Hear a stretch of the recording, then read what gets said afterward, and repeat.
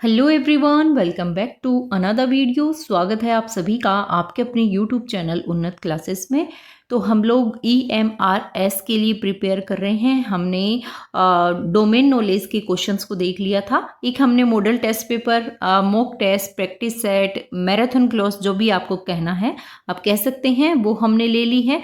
तो आपकी कमेंट, मैंने आपसे कल पूछा था कि आप लोग कैसे पैटर्न में जो क्वेश्चन चाहते हैं, जैसे कि पहले मैंने प्रैक्टिस सेट दिया था वैसा, या फिर मैं जैसे हमारे सिलेबस के अकॉर्डिंग सब्जेक्ट दिए गए हैं कि डोमेन नॉलेज के ये चैप्टर्स हैं और इनसे इतने क्वेश्चन आने हैं, तो उस हिसाब से मैंने किया था। आपने कहा मैम टॉपिक के अकॉर्डिंग सिलेबस आप कंप्लीट करवा दीजिएगा, रिवीजन हमारा करवा दीजिएगा। तो डेफिनेटली कल डोमेन नॉलेज के किया था, आज हम ICT को कंप्लीट करेंगे। ठीक है, तो ICT में जो टॉपिक्स दिए गए हैं वो यहाँ मैंने मेंशन कर दिए हैं, एक बार जरूर आप देख लीजिएगा अच्छे से।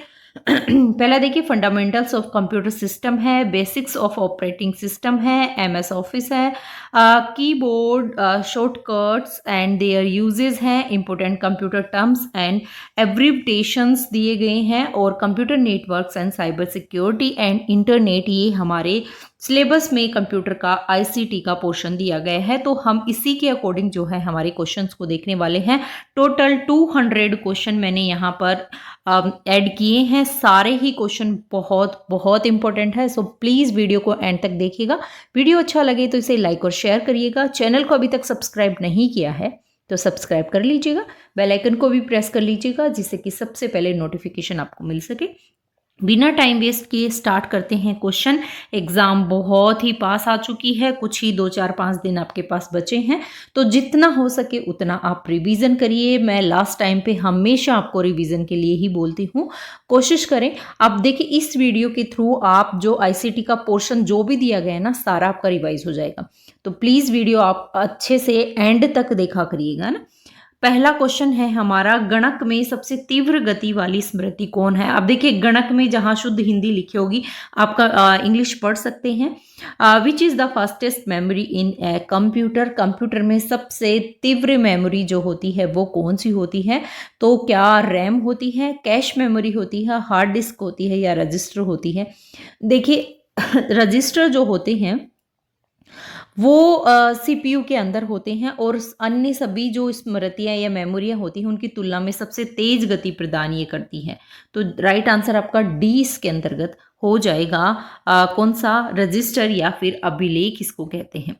नेक्स्ट क्वेश्चन है, किस भाग का कार्य निर्देशों को समझना और उनका निष्पादन करना है? Which part of CPU interprets instructions and executes them. तो कौन सा ऐसा पार्ट है जो कि आपके कार्य निर्देशों को समझना और फिर उनको निष्पादित करना होता है? तो ये आपका कौन सा हो जाएगा? ALU arithmetic logical units, control unit, register, या फिर कैश मेमोरी। देखिए, ये जो कार्य करता है ये आपका कंट्रोल यूनिट करता है। कंट्रोल यूनिट जो होती है वो CPU का क्या होता है? दिमाग होता है, जो निर्देशों को समझ कर के फिर LU को, ALU और जो भी अन्य डिवाइसेस होते हैं उनके संचालन के लिए संकेत देता है। तो ये आपका कंट्रोल यूनिट इसका राइट आंसर हो जाएगा। कंप्यूटर में बूटिंग प्रक्रिया के दौरान, अब देखिए मैंने जो क्वेश्चन लिए हैं वो एज इट इज आपके सिलेबस के अकॉर्डिंग लिए हैं। सिलेबस से बाहर मैंने एक भी क्वेश्चन नहीं लिया है। कुछ क्वेश्चन मैंने PYQs भी इसमें ऐड किए हैं, तो इसलिए ये वीडियो ज़्यादा इंपॉर्टेंट हो जाता है। PYQs के हिसाब से ही मैंने क्वेश्चन यहाँ प्रिपेयर किए हैं। कंप्यूटर में बूटिंग प्रक्रिया के दौरान सबसे पहले क्या निष्पादित होता है? तो देखिए, कंप्यूटर चालू होते ही जो है वो BIOS हार्डवेयर चेक करता है, और फिर उसके बाद में ऑपरेटिंग सिस्टम उसको क्या करता है? लोड करता है। तो ये ध्यान में रखना है।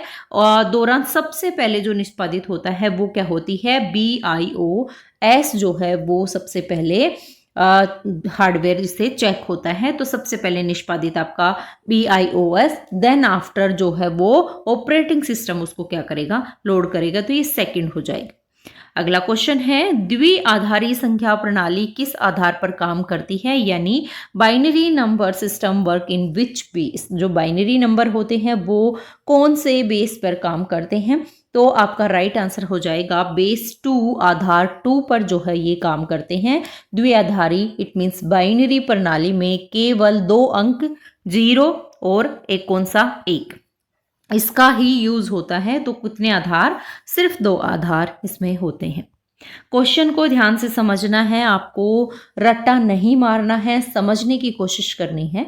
एक निबल में कितने बिट्स होते हैं? वेरी वेरी इंपॉर्टेंट क्वेश्चन है। बिट्स बाइट्स निबल्स ये आपको जरूर पता होने चाहिए। डेफिनेटली क्वेश्चन यहाँ से बनता है। तो how many bits are there in one nibble? One nibble में कितने बिट्स होते हैं? बिट्स पूछा है तो one nibble equal to 4 bits, और 4 बिट जो है वो 1 बाइट के, और 1 बाइट बराबर किसके बराबर होती है? 8 बिट्स के बराबर 1 बाइट होती है। तो ये ध्यान में रखना है, एक निबल में 4 बिट्स होती हैं और 1 बाइट में 8 बिट्स होती हैं। तो ये भी आपको ध्यान रखना है। निबल में कितनी 4 बिट्स होती हैं और 1 बाइट में जो है वो 8 बिट्स होती हैं।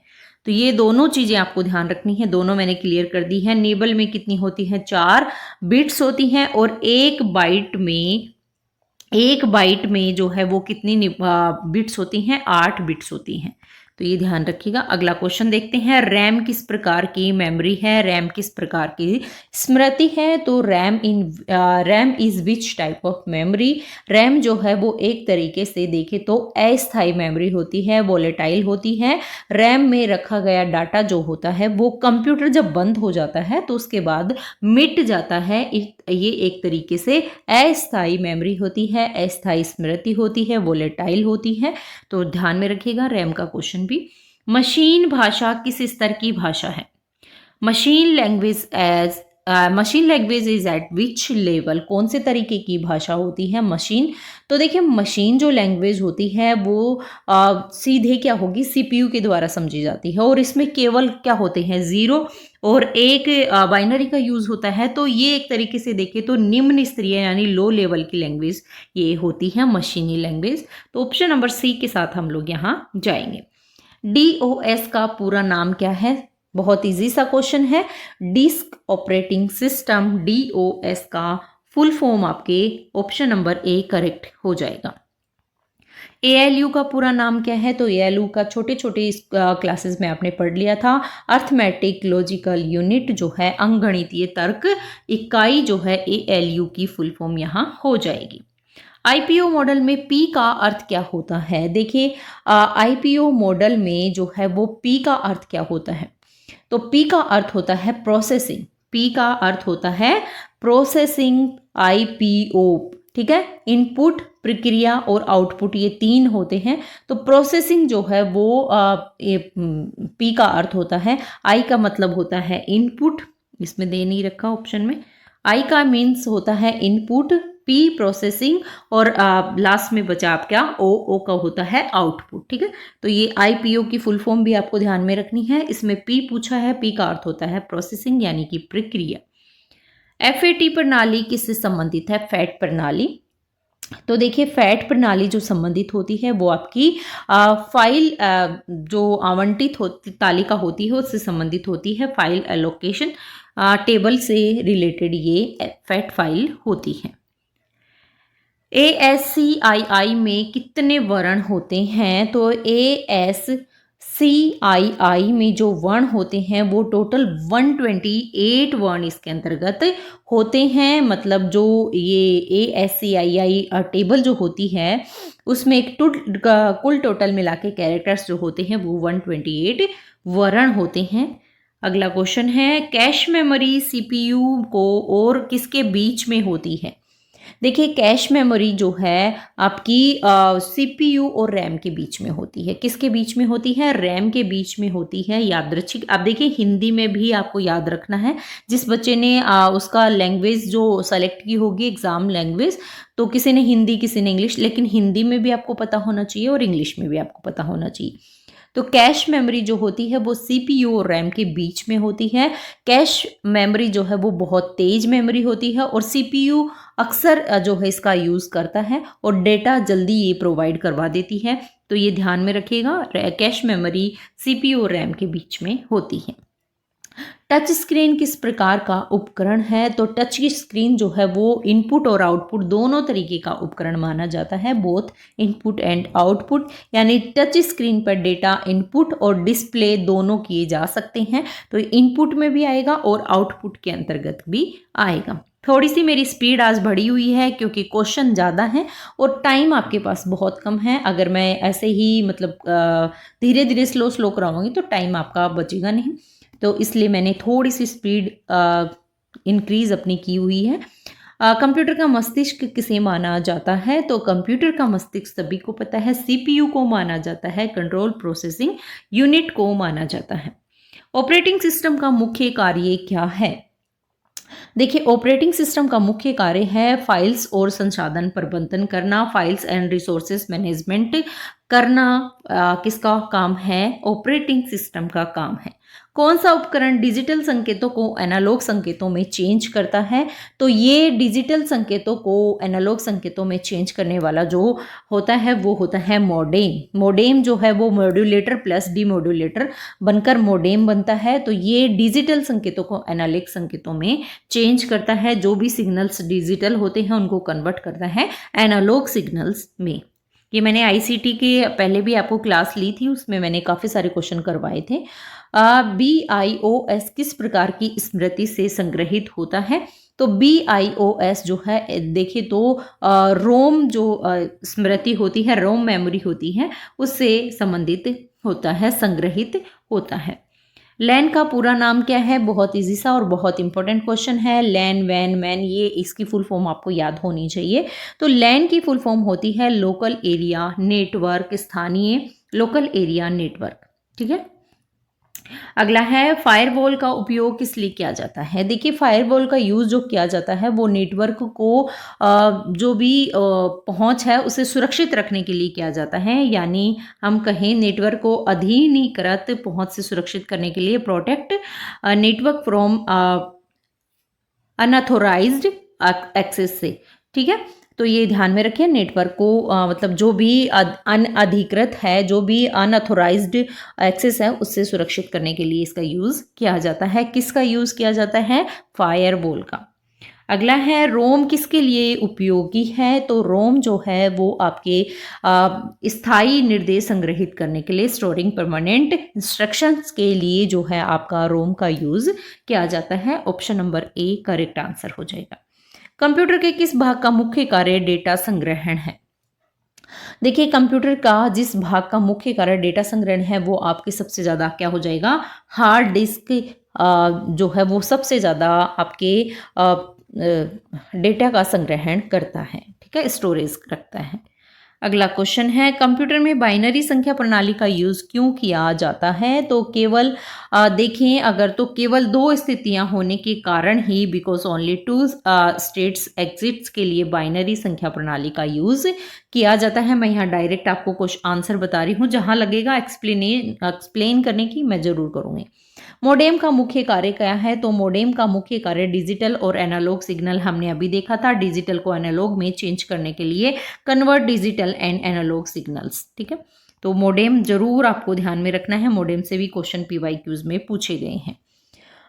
हाँ, कुछ कंप्यूटर नेटवर्क में डेटा स्थानांतरित करने का सबसे तेज माध्यम कौन सा है? तो सबसे तेज माध्यम आपका ऑप्टिकल फाइबर हो जाएगा। ऑप्शन नंबर बी के साथ हम लोग जाएंगे, यानी ऑप्टिकल फाइबर में डेटा जो है वो प्रकाश के माध्यम से अत्यधिक तेज गति से कैसे होगा?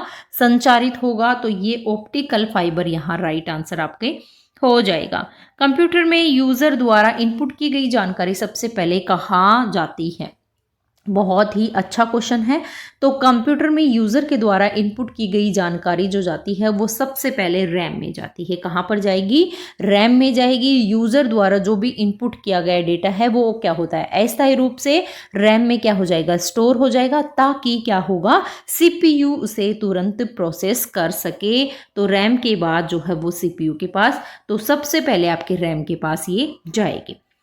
कंप्यूटर नेटवर्क में आईपी एड्रेस किस लिए उपयोग किया जाता है? तो कंप्यूटर में आईपी एड्रेस का यूज जो है वो नेटवर्क उपकरण की पहचान करने के लिए किया जाता है। आइडेंटिफिकेशन ऑफ नेटवर्क डिवाइसेस के लिए जो है आपका किसका यूज किया जाता है? आईपी एड्रेस का यूज किया जाता है। कंप्यूटर में मल्टीटास्किंग का क्या अर्थ होता है? तो मल्टीटास्किंग का मतलब होता है एक समय में केवल एक कार्य को करना, एक समय में कई कार्य करना। देखिए अगर हम मल्टीटास्किंग, तो एक समय में एक कार्य तो मल्टीटास्किंग नहीं होगा, एक समय में कई सारे कार्य करना ही मल्टीटास्किंग होता है। बी आंसर इसका करेक्ट आंसर हो जाएगा। ये रिवीजन क्लास है इसलिए थोड़ा सा स्पीड यहाँ पर बढ़ी हुई है, अदरवाइज अगर टाइम होता तो मैं बहुत अच्छे से आपको एक्सप्लेन करती, और जहाँ लगेगा एक्सप्लेन डेफिनेटली करूँगी, पर ये क्वेश्चन ऐसे हैं कि आपको मतलब ये याद ही करने पड़ेंगे। कंप्यूटर मेमोरी में वर्चुअल मेमोरी का क्या अर्थ होता है? तो कंप्यूटर में वर्चुअल मेमोरी जो होती है उसका कार्य होता है हार्ड डिस्क का रैम की तरह यूज़ करना। ठीक है, ऑप्शन नंबर बी के साथ यहाँ हम जाएंगे, using hard disk as RAM, right answer इसका हो जाएगा। कंप्यूटर में BIOS का पूरा नाम क्या है? आप सोच रहे होंगे कि मैम क्यों नहीं बता रही है, BIOS का फुल फॉर्म कितनी बार आया है, मैम ने बताया नहीं, इसीलिए मैंने नहीं बताया क्योंकि मैंने यहाँ क्वेश्चन ऐड किया है, इसलिए आपको नहीं बताया था। अब आप बताएंगे BIOS की फुल फॉर्म क्या होती है? बहुत इजी सा है, बेसिक इनपुट आउटपुट सिस्टम। पता चल गया, अब आप याद रख लेंगे। ठीक है, तो BIOS basic input output system जो है वो कंप्यूटर स्टार्ट होने पर हार्डवेयर को क्या करता है? चेक करता है, और फिर उसके बाद क्या होता है? ऑपरेटिंग सिस्टम जो है इसको क्या करेगा? लोड करेगा। क्वेश्चन हम पीछे देखे थे, है ना। अगला क्वेश्चन देख लेते हैं, कंप्यूटर की कौन सी मेमोरी केवल पढ़ने योग्य होती है? तो पढ़ने योग्य सिर्फ रोम होती है। ठीक है, और रोम जो है एक तरीके से देखें तो स्थायी मेमोरी होती है, और रैम जो है वो अस्थायी मेमोरी होती है। ये भी आपको डिफरेंस याद रखना है। कंप्यूटर में ALU का मुख्य कार्य क्या है? तो कंप्यूटर में ALU अर्थमेटिकल लॉजिकल यूनिट हमने देखी थी, उसका मुख्य कार्य है आपके अंक गणित और तर्क संचालन का कार्य करना, यानी मैथ से रिलेटेड जो भी कार्य होते हैं वो ALU के माध्यम से होते हैं। हाँ, कंप्यूटर नेटवर्क में लैन का यूज़ किसके लिए किया जाता है? तो कंप्यूटर में लैन हमने देखा था लोकल एरिया नेटवर्क इसकी फुल फॉर्म थी, और इसका यूज़ जो है वो छोटे क्षेत्र में कंप्यूटर को जोड़ने के लिए किया जाता है। एल मतलब लोकल एरिया नेटवर्क, तो छोटे क्षेत्र में जो कंप्यूटर है उनको जोड़ने के लिए connecting computers in A small area, इसके लिए आपके लैन का यूज़ होता है। मैन वैन ये भी मैं आपको करवाऊंगी आगे।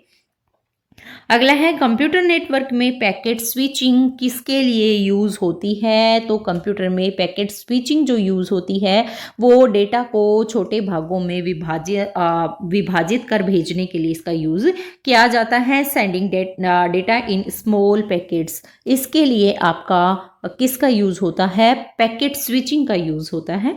तो option number A correct answer होगा। अगला है, कंप्यूटर में हार्डवेयर और सॉफ्टवेयर के बीच इंटरफेस कौन प्रदान करता है? तो ये प्रदान करेगा operating system. Option number A correct answer यहाँ हो जाएगा। कंप्यूटर नेटवर्क में DNS का क्या कार्य है? देखिए, कंप्यूटर नेटवर्क में DNS का कार्य जो है वो आपकी क्या हो जाएगा? IP एड्रेस को डोमेन नाम में चेंज करने के लिए, converting IP address to domain name, इसके लिए DNS का यूज किया जाता है। कंप्यूटर में स्पूलिंग का मुख्य उद्देश्य क्या है? देखिए, स्पेलिंग में स्पूलिंग ही है, ठीक है। तो इसका मुख्य उद्देश्य क्या है? तो इसका मुख्य उद्देश्य होगा आपका डेटा को स्टोर करना नहीं, आउटपुट डिवाइस को नियंत्रित करना, managing output devices. Option number B के साथ हम यहाँ जाएंगे। कंप्यूटर में मॉनिटर का प्रकार कौन सा सबसे तेज प्रतिक्रिया समय देता है? मॉनिटर का प्रकार है जो कि सबसे तेज प्रतिक्रिया, सबसे तेज जो है वो रिस्पॉन्स करता है, तो वो जो है वो कौन सा है कंप्यूटर का प्रकार? तो वो हो जाएगा आपका CRT LDC, LED या फिर OLED। बिल्कुल OLED जो है वो आपका सबसे तेज प्रतिक्रिया, यानी कि OLED स्क्रीन जो होती है वो सबसे तेज आपकी रिस्पॉन्स देती है टाइम पे, और इसमें देखें तो उच्च गुणवत्ता वाली डिस्प्ले ये प्रदान करता है। सबसे ज़्यादा मतलब डिस्प्ले जिसकी अच्छी होती है वो OLED ही होती है। कंप्यूटर में नेटवर्क हब का मुख्य कार्य क्या है? तो कंप्यूटर में नेटवर्क हब का मुख्य कार्य अगर देखें तो आपके डेटा को एक से कई डिवाइसेस में वितरित करना इसका महत्वपूर्ण कार्य हो जाएगा। किसका? कंप्यूटर नेटवर्क हब का। यानी जो भी डेटा है उसको एक बार में एक से बहुत सारी डिवाइसेस में जो है उसको मल्टीपल डिवाइसेस में उसको क्या करना, डिस्ट्रीब्यूट करना, यही इसका महत्वपूर्ण कार्य हो जाएगा। कंप्यूटर में बैकअप बनाने का मुख्य उद्देश्य क्या है? देखिए, बैकअप बनाने का मुख्य उद्देश्य जो है वो डेटा की सुरक्षा होता है, डेटा प्रोटेक्शन होता है। कंप्यूटर में बैकअप बनाने का मुख्य उद्देश्य यही होता है।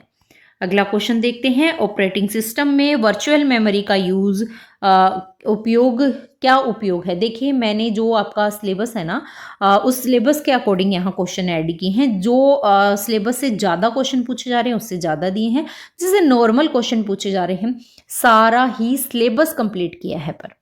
ठीक है, तो ऑपरेटिंग सिस्टम में वर्चुअल मेमोरी का क्या यूज़ होता है? तो वर्चुअल मेमोरी का जो यूज़ होता है वो आपके अस्थायी डेटा संग्रहण नहीं, हार्ड डिस्क को रैम की तरह यूज़ करना। बिल्कुल ऑप्शन नंबर बी यहाँ पर सही हो जाएगा। यानी वर्चुअल मेमोरी जो है एक तरीके की क्या होती है, तकनीक होती है, जिससे कंप्यूटर हार्ड डिस्क को क्या करेगा, अस्थायी रूप से रैम की तरह यूज़ करेगा, है ना।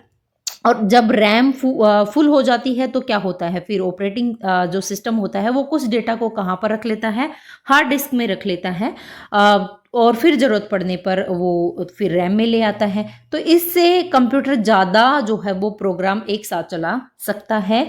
तो इसलिए वर्चुअल मेमोरी का यूज़ यहाँ पर होता है। हार्ड डिस्क को रैम की तरह यूज़ करना, किस तरीके से यूज़ करेगा आपको अच्छे से मैंने आपको बता दिया है।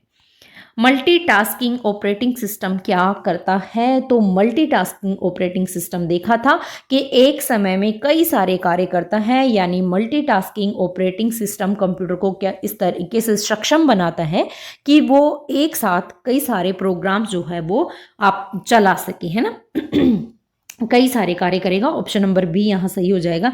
जैसे आप मान लीजिए आप म्यूजिक सुनते हैं, है ना, म्यूजिक सुनते सुनते आप ब्राउजर भी चला रहे हैं, है ना। तो ये एक तरीके से मल्टीटास्किंग कार्य ही हो जाता है। सीपीयू जो है वो समय को छोटे छोटे जो हिस्से हैं उनमें बांटकर ये सब क्या कर देता है, संभव कर देता है। देखा ये आपने, जैसे मोबाइल में भी अगर आप गाने सुनकर और फिर कुछ और कार्य भी करने लग जाते हैं तो यही आपका मल्टीटास्किंग होता है। आ गया होगा समझ में अब तो। कंप्यूटर ऑपरेटिंग सिस्टम के, अब ओएस कई बच्चे कंफ्यूज हो जाएंगे, ऑपरेटिंग सिस्टम के मुख्य प्रकार कौन से? ऑपरेटिंग सिस्टम आपके सिलेबस में दिया गया है साफ साफ। तो ऑपरेटिंग सिस्टम का मुख्य कार्य क्या है कंप्यूटर में? तो सिग्नल यूजर होता है, ठीक है, सिंगल यूजर, सिग्नल नहीं, सिंगल यूजर होता है, मल्टी यूजर होता है, नेटवर्क यूजर नेटवर्क होता है, या सभी। देखिए सारी ही चीजें ऑपरेटिंग सिस्टम के साथ जाएगी, सारे ही प्रकार होते हैं ऑपरेटिंग सिस्टम के। यानी ऑपरेटिंग सिस्टम के प्रकार इस आधार पर तय होते हैं कि वह कितने यूजर और कितने कार्य एक साथ जो है वो संभाल सकता है, है ना। जैसे सिंगल यूजर ऑपरेटिंग सिस्टम एक समय में एक यूजर की सेवा देता है। मल्टीपल यूजर एक समय में कई सारे को जो है साथ में कई सेवा प्रदान करता है। और वहीं नेटवर्क का अगर देखें तो ऑपरेटिंग सिस्टम नेटवर्क जो संसाधन होते हैं उनका भी प्रबंधन करता है। तो सारी ही जो है ऑपरेटिंग सिस्टम के प्रकार यहाँ पर हो जाएंगे। सॉरी।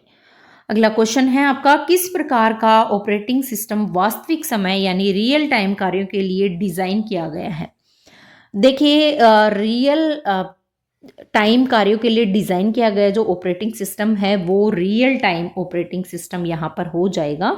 यानी रियल टाइम ऑपरेटिंग सिस्टम का मुख्य उद्देश्य ये होता है कि जो समय सीमा है उसके अंदर ही जो है वो जो भी कार्य है उसको पूरा करना। जैसे मान लीजिए आप एयरप्लेन की कंट्रोल सिस्टम में है और तुरंत निर्णय के लिए रियल टाइम ऑपरेटिंग सिस्टम का आप यूज़ या यहाँ पर किया जाता है, तो आपको ये operating system real time operating यानी रियल टाइम ऑपरेटिंग सिस्टम यहाँ वास्तविक समय कार्यों के लिए डिज़ाइन किया जाता है रियल टाइम के लिए। कंप्यूटर में सिग्नल यूज़र या ऑपरेटिंग सिस्टम का यूज़ किसके लिए किया जाता है? सिग्नल यूज़र ऑपरेटिंग सिस्टम का जो यूज़ किया जाता है वो एक समय में केवल एक उपयोगकर्ता को सेवा देना। सिंगल ऑपरेट यूज़र पूछा है तो एक टाइम में सिर्फ एक ही यूज़र को जो है वो सेवा प्रदान करता है। ये एक तरीके से देखें तो बहुत ही सरल होता है। डेस्कटॉप कंप्यूटर में आमतौर पर इसका यूज़ किया जाता है। तो ये आपको सिंगल इतना तो आप कर ही सकते हैं, सिंगल यूज़र, मल्टीपल यूज़र, है ना, नेटवर्क यूज़र तो आप बता सकते हैं इतना।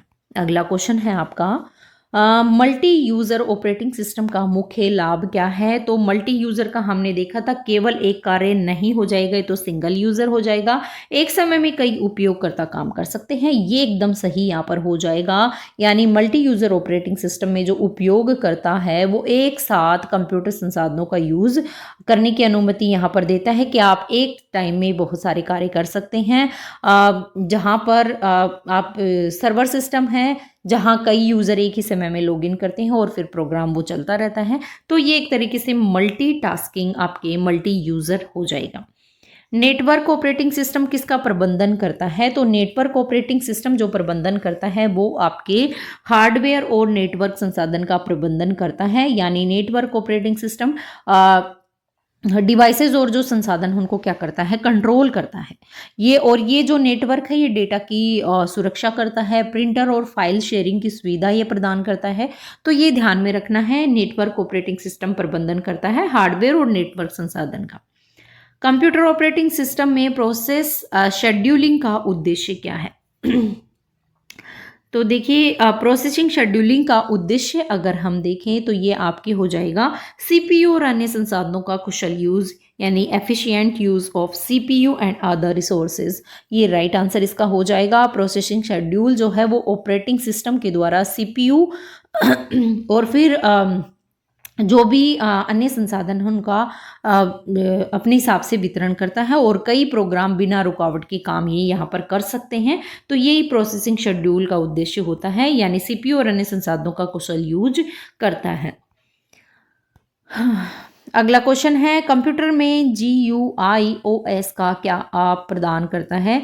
तो GUI graphical user interface, OS operating system, समझ गए? तो कंप्यूटर में GUI ऑपरेटिंग सिस्टम क्या प्रदान करता है? तो ये ग्राफिकल इंटरफेस प्रदान करेगा। Option number B correct answer हो जाएगा। GUI ऑपरेटिंग सिस्टम उपयोगकर्ता जो होते हैं उनको आइकन्स, मेन्यू, विंडोज़ के माध्यम से इंटरफेस प्रदान करता है और इससे कंप्यूटर का यूज़ क्या हो जाएगा? आसान हो जाएगा, इंटरेक्टिव बनता है। तो ये ध्यान में रखना है कि क्या प्रदान करेगा? ग्राफिकल इंटरफेस प्रदान करेगा।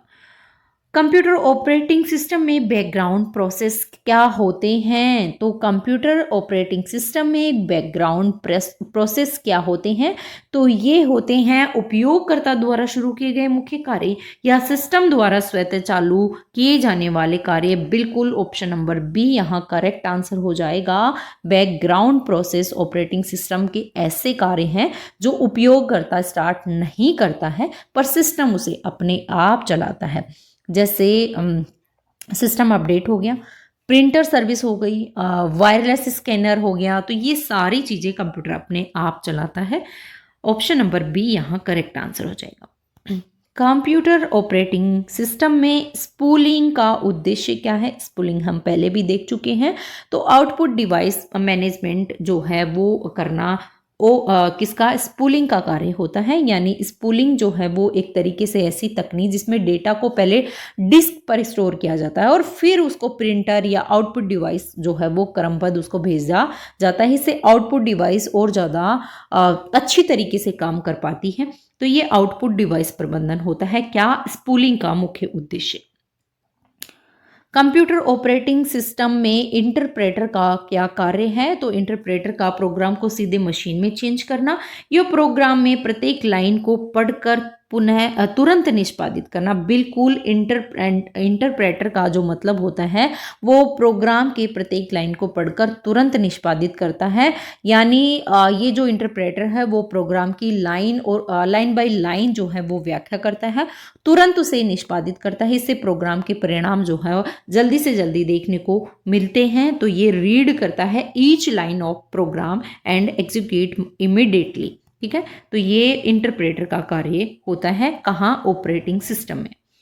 कंप्यूटर ऑपरेटिंग सिस्टम में कर्नेल का मुख्य कार्य क्या होता है? देखिए, सबके कार्य आपको याद करने ही पड़ेंगे। जैसे ह्यूमंस के कार्य होते हैं वैसे मशीन कंप्यूटर के भी कार्य होते हैं, तो ये आपको डेफिनेटली याद करने ही पड़ेंगे। तो कर्नेल का मुख्य कार्य जो होता है वो सीपीयू और मेमोरी का प्रबंधन करना होता है। Option number A correct answer हो जाएगा।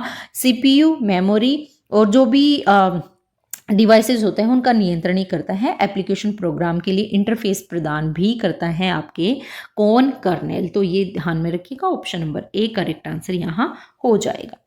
अगला क्वेश्चन है, कंप्यूटर ऑपरेटिंग सिस्टम में रियल टाइम ऑपरेटिंग सिस्टम का मुख्य उद्देश्य क्या है? तो रियल टाइम ऑपरेटिंग सिस्टम का मुख्य उद्देश्य क्या? डेटा स्टोरेज होता है, समयबद्ध कार्य और तत्काल प्रक्रिया, time bound task and immediate response. बिल्कुल बी करेक्ट आंसर यहाँ पर हो जाएगा, यानी समयबद्ध कार्य और तत्काल प्रतिक्रिया। रियल टाइम ऑपरेटिंग सिस्टम जो है तुरंत फीडबैक देता है। इसका यूज जो है वो एयरप्लेन कंट्रोल होता है, मेडिकल डिवाइसेस होती हैं, रियल टाइम गेम होते हैं, उनमें इसका यूज़ होता है। तो ये ध्यान में रखिएगा। अगला है, कंप्यूटर ऑपरेटिंग सिस्टम में बूटिंग प्रक्रिया किससे स्टार्ट होती है? देखिए, बूटिंग से भी क्वेश्चन बनता है। तो बूटिंग प्रक्रिया जो स्टार्ट होती है वो कहाँ से स्टार्ट होगी? हमने देखा था BIOS basic input output system से ये स्टार्ट होती है। कंप्यूटर चालू होने पर सबसे पहले क्या होता है? BIOS पोस्ट होता है, पावर ऑन सेल्फ टेस्ट करता है, उसके बाद हार्डवेयर की जांच करता है और फिर जो है ये ऑपरेटिंग सिस्टम को क्या करेगा? लोड करता है। तो ये एक प्रोसेस होता है। तो सबसे पहले बूटिंग प्रक्रिया स्टार्ट होती है BIOS, मतलब कि आपके basic input output system.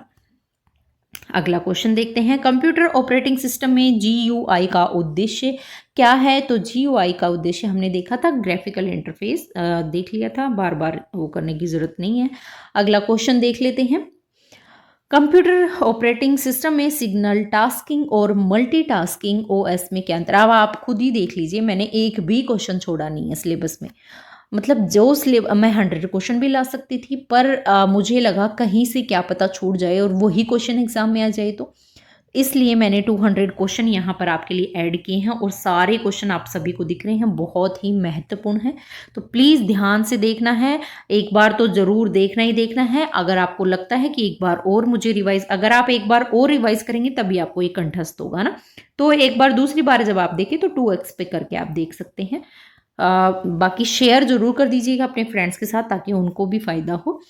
Computer operating system में सिग्नल टास्किंग और मल्टीटास्किंग ऑपरेटिंग सिस्टम में क्या डिफरेंसेस होते हैं?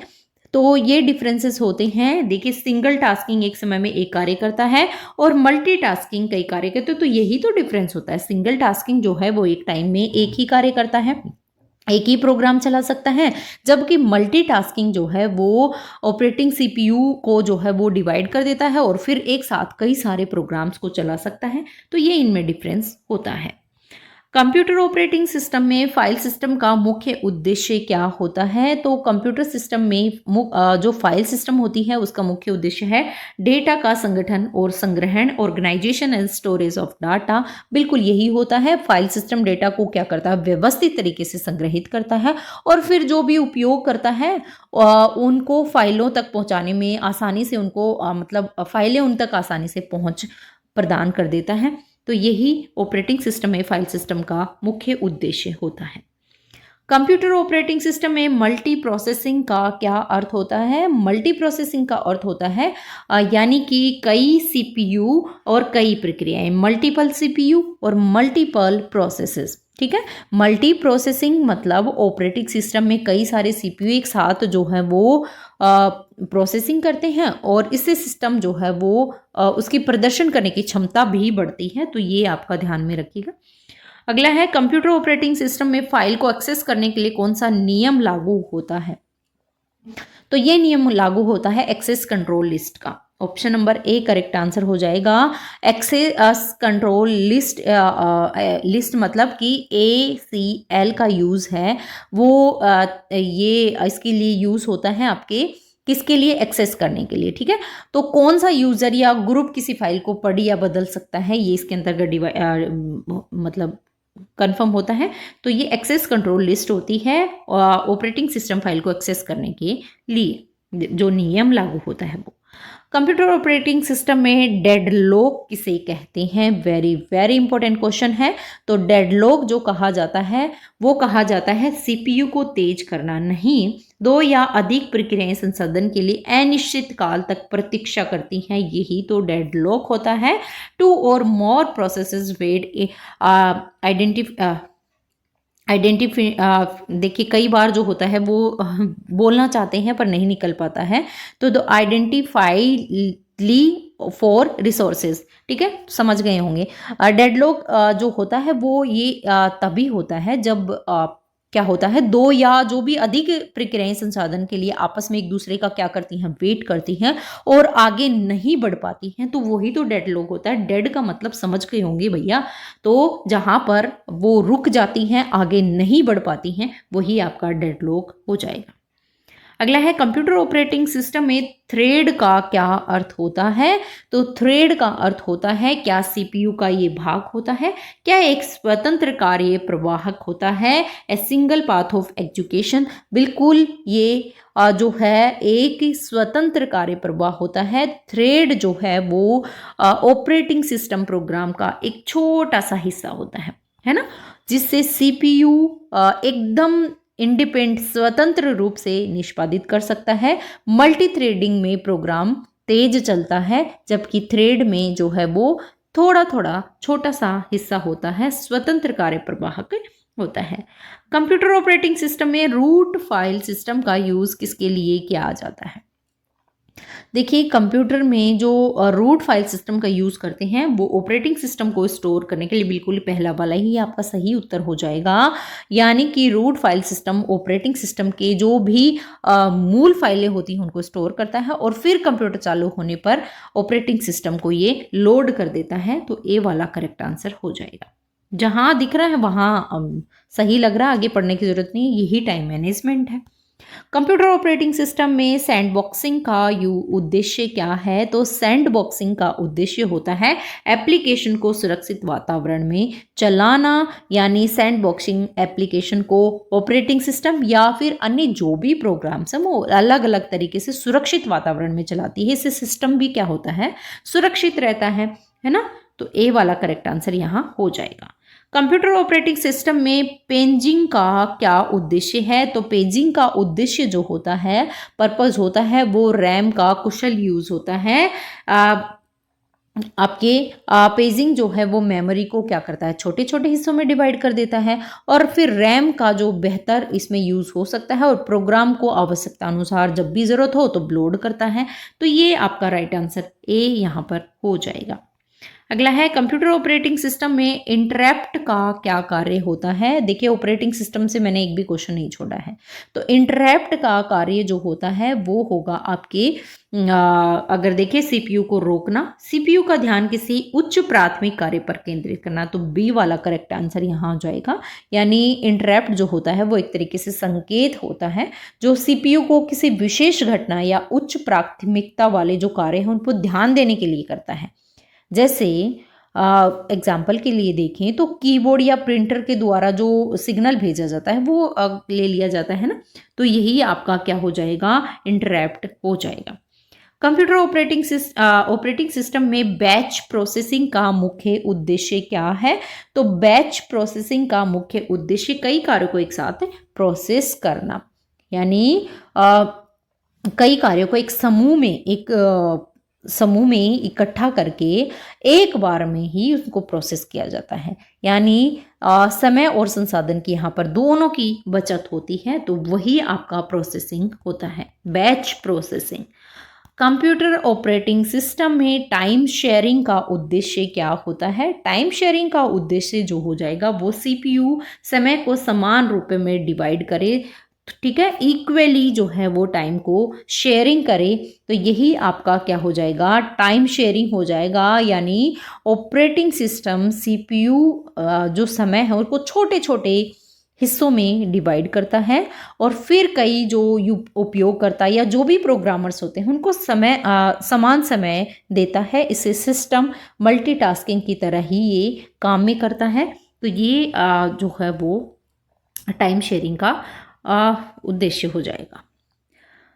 कंप्यूटर ऑपरेटिंग सिस्टम में स्वैपिंग का यूज़ किस लिए किया जाता है? तो स्वैपिंग का यूज़ जो किया जाता है वो रैम और डिस्क के बीच डेटा को ट्रांसफ़र करने के लिए किया जाता है।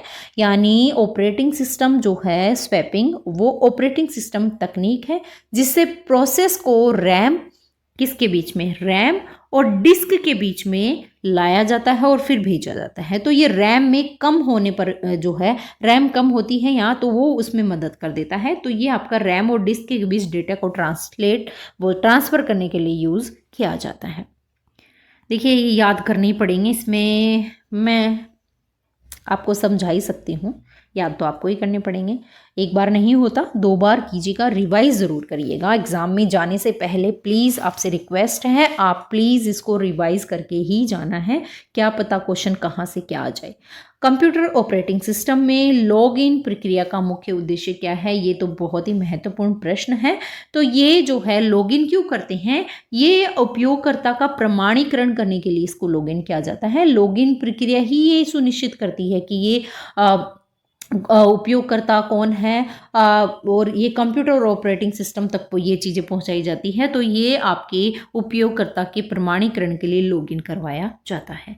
कंप्यूटर ऑपरेटिंग सिस्टम में मल्टी थ्रेडिंग का अर्थ क्या होता है? हमने थ्रेड देखा था, अब हम देख रहे हैं मल्टी थ्रेडिंग, यानी एक ही समय में कई सारे थ्रेड्स को चलाना ही मल्टी थ्रेडिंग होता है। आप थ्रेड कंप्यूटर में थ्रेड कैसे चलाएंगे?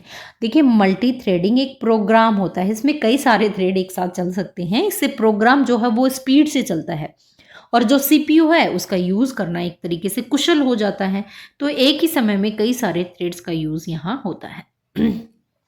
कंप्यूटर ऑपरेटिंग सिस्टम में पेज फॉल्ट किसे कहते हैं? तो पेज फॉल्ट डेटा रैम में उपलब्ध होता है, डेटा रैम में नहीं है और डिस्क में लाना पड़ता है, यही आपका जो है वो पेज फॉल्ट होता है। तब होता है जब प्रोग्राम को रैम में डेटा चाहिए और वो वहाँ नहीं मिलता है। तो वो क्या करेगा? ऑपरेटिंग सिस्टम से हार्ड डिस्क, हमने देखा था हार्ड डिस्क के पास ट्रांसफर करते, तो हार्ड डिस्क से ला करके किसको दे देगा? रैम को दे देगा। तो यही आपका पेज फॉल्ट होता है। कंप्यूटर ऑपरेटिंग सिस्टम में सैंडबॉक्सिंग सुरक्षा किसके लिए है? तो सैंडबॉक्सिंग जो सुरक्षा होती है वो एक तरीके से एप्लीकेशन सिक्योरिटी होती है। यानी कि ऑपरेटिंग सिस्टम और जो भी प्रोग्राम्स होते हैं उसमें अलग अलग सुरक्षित वातावरण में ये चलती है और इसमें जो वायरस या फिर जो भी हानिकारक कोड सिस्टम को प्रभावित नहीं करे, इसलिए सैंडबॉक्सिंग एप्लीकेशन का यूज़ किया जाता है। तो सैंडबॉक्सिंग सुरक्षा करने के लिए एप्लीकेशन की किसी भी वायरस से या जो भी कोड जो होते हैं जो कि गलत होते हैं उनसे यूज़ करने के लिए इसका यूज़ किया जाता है। कंप्यूटर ऑपरेटिंग सिस्टम में पेरीफेरल उपकरणों के लिए कौन जिम्मेदार है? तो पेरीफेरल उपकरणों के लिए जो जिम्मेदार है वो कर्नेल है। कर्नेल हमने अभी बहुत अच्छे से देखा था, ये हार्डवेयर और पेरीफेरल उपकरणों का नियंत्रण करता है कर्नेल, ठीक है। तो ये ध्यान में रखना है, जैसे कि प्रिंटर, स्कैनर, मैंने उदाहरण भी आपको दिए थे, तो कर्नेल आपको ध्यान में रखना है। कंप्यूटर ऑपरेटिंग सिस्टम में बैकग्राउंड प्रोसेस किसे कहते हैं? तो बैकग्राउंड प्रोसेस जो मुख्य कार्य को उपयोगकर्ता स्टार्ट करता है या सिस्टम द्वारा स्वतः चलाई गई, हमने देखा था बैकग्राउंड प्रोसेस का मतलब क्या होता है कि उपयोगकर्ता को दिखाई नहीं देते लेकिन सिस्टम में संचालन करने के लिए जरूरी होते हैं, अपने आप चलाए जाते हैं, स्वतः चलाने वाले सिस्टम होते हैं।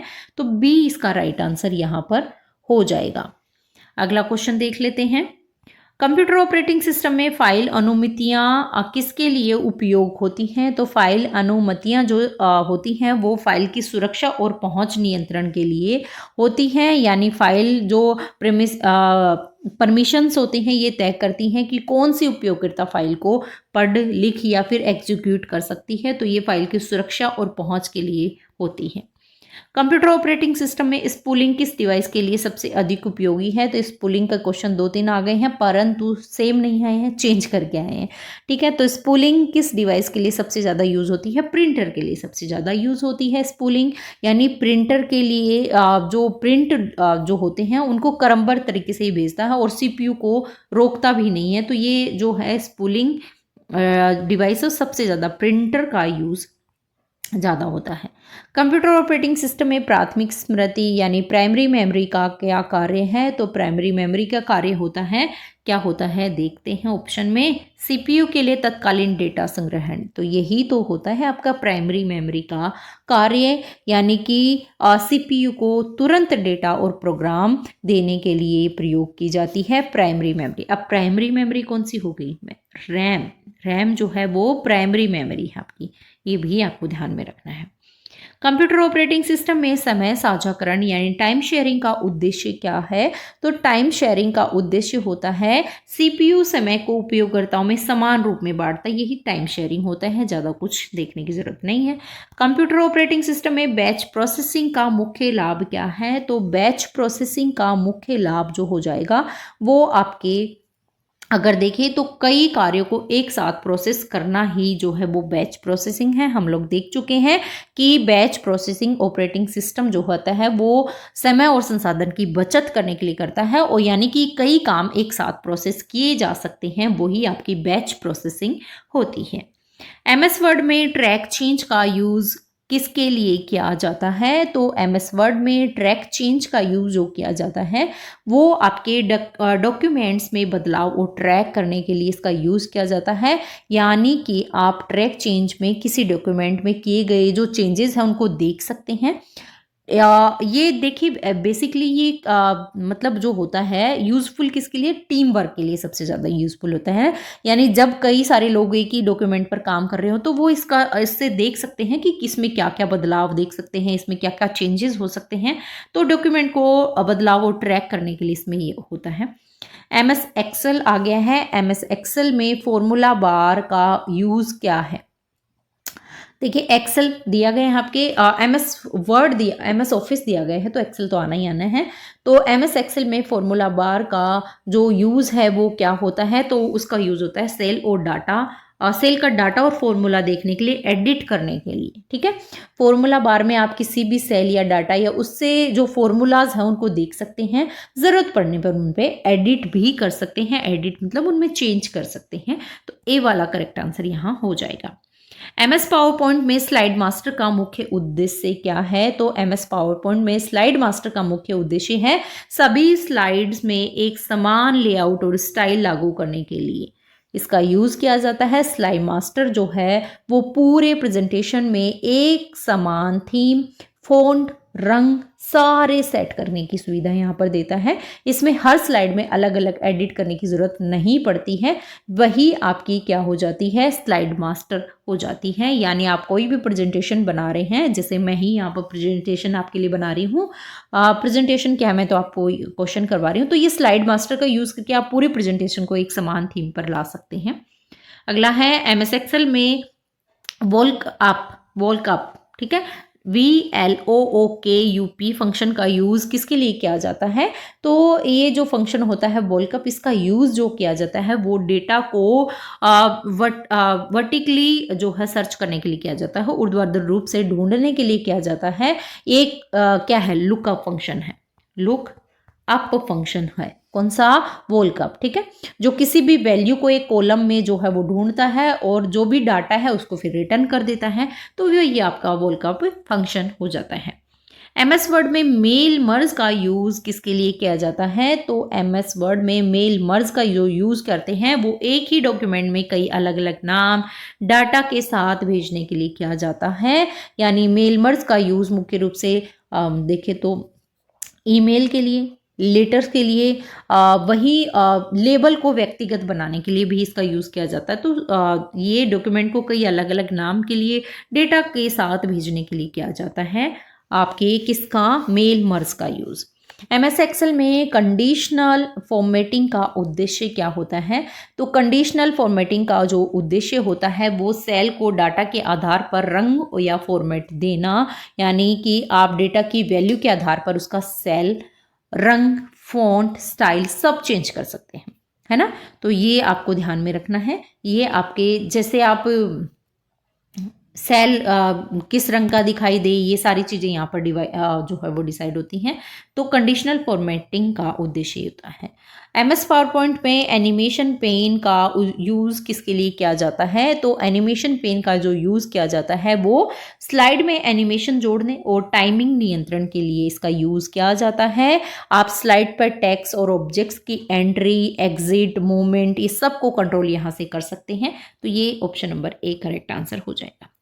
MS एक्सेल में पिवोट टेबल का मुख्य उपयोग क्या है? तो पिवोट टेबल का मुख्य उपयोग होता है जो बड़े डेटा है उनको सारांश और विश्लेषण में देना, है ना, उनकी समराइज करना, उनको एनालाइज करना। लार्ज जो डाटा होता है, यानी पिवोट टेबल में आप डाटा को आसानी से जो है वो सारांश में लिख सकते हैं, सारांश में जो है वो रख सकते हैं। जैसे टोटल होता है, कोई जैसे टेबल होती बड़ी उनका टोटल होता है, एवरेज होता है, काउंट होता है, ये सारी चीजें इसके अंतर्गत आएगी। तो डेटा का सारांश और विश्लेषण इसमें आएगा। MS वर्ड में हेडर और फुटर का यूज किसके लिए किया जाता है? तो हेडर और फुटर का जो यूज किया जाता है वो आपकी किया जाएगा पेज के ऊपर और नीचे जानकारी जोड़ने के लिए। Option number A correct answer हो जाएगा, यानी हेडर फुटर में आप पेज नंबर डालते हैं ना, पेज नंबर, ठीक है, पेज नंबर हो गई, डेट हो गई, और राइटर का नाम हो गया, डॉक्यूमेंट का टाइटल हो गया, ये सारे इसमें जो है वो जोड़ सकते हैं, वही हेडर और फुटर हो गया। नीचे क्या डालना है, ऊपर क्या डालना है, वो इतना तो आपको पता ही होगा।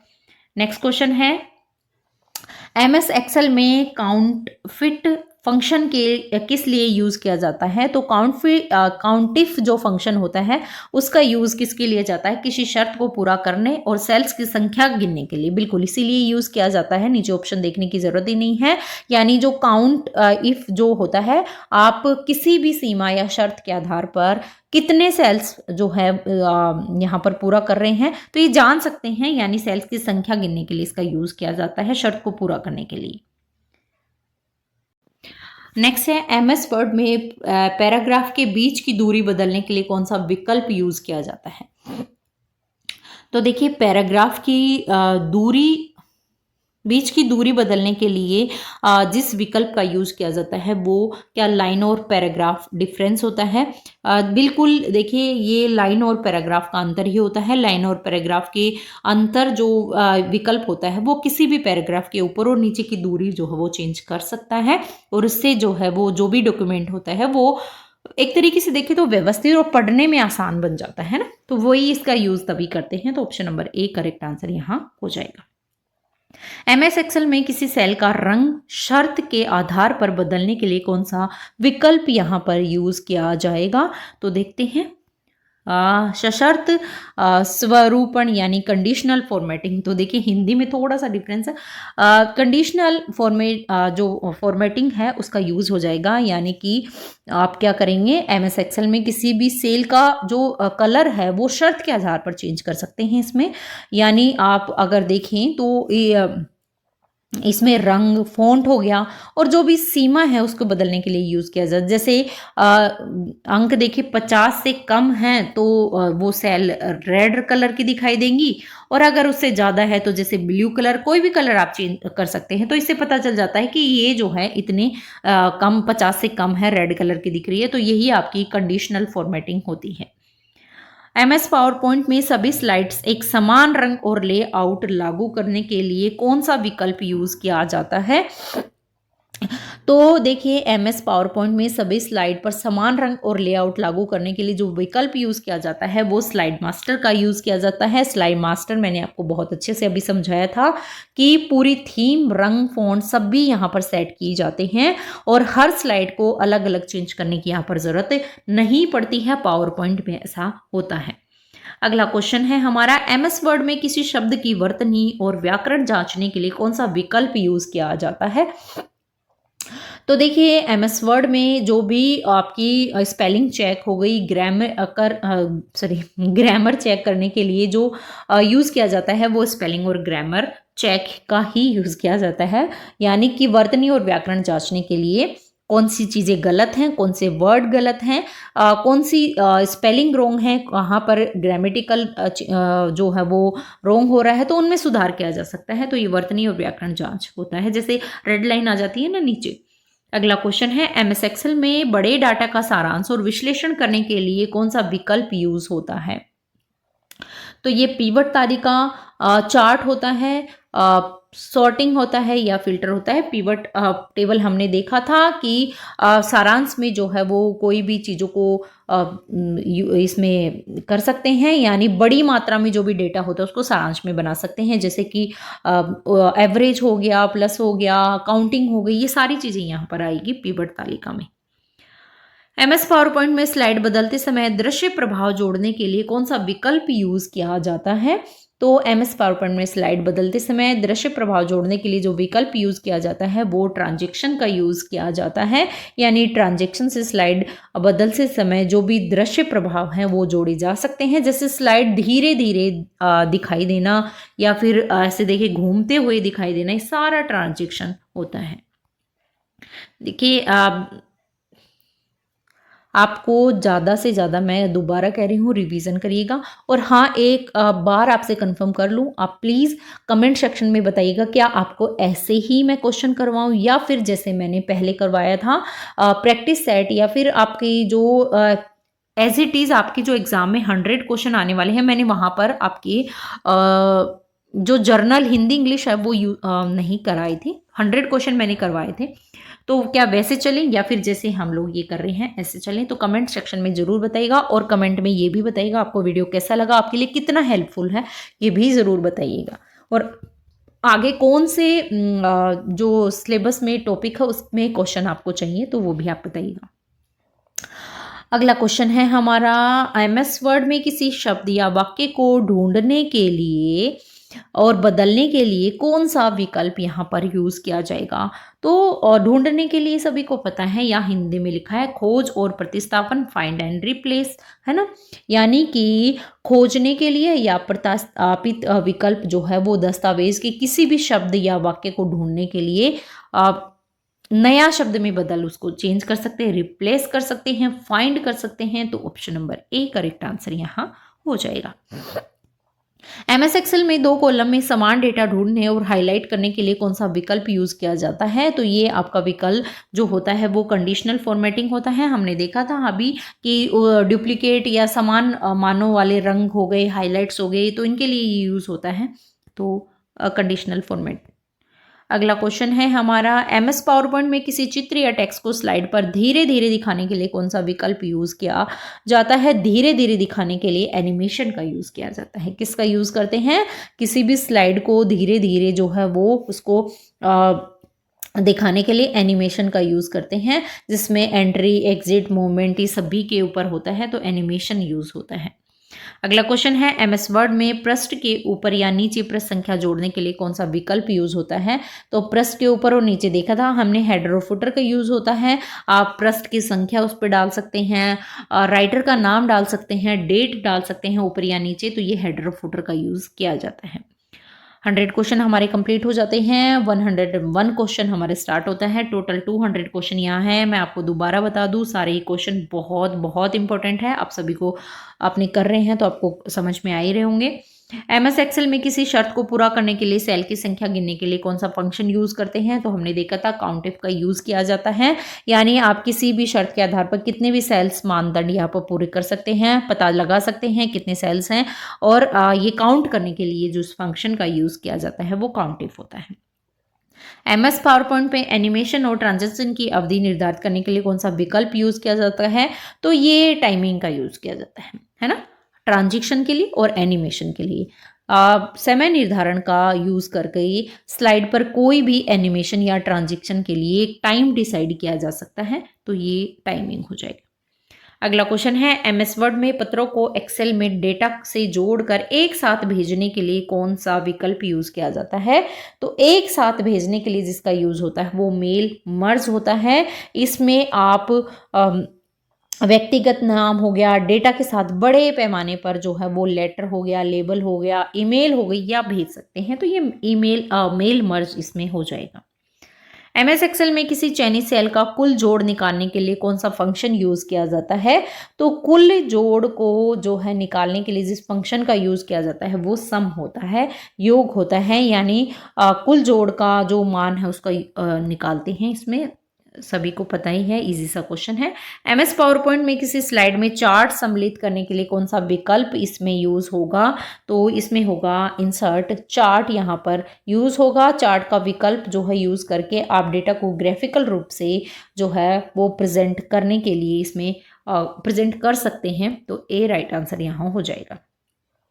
एमएस वर्ड में दस्तावेज में तालिका जोड़ने के लिए कौन सा विकल्प यूज करते हैं। अगर आपको कोई स्लाइड यहाँ पर जोड़नी है, टेबल जोड़नी है, तो किसका यूज करेंगे। तो टेबल का ही यूज करेंगे। Option number A correct answer हो जाएगा।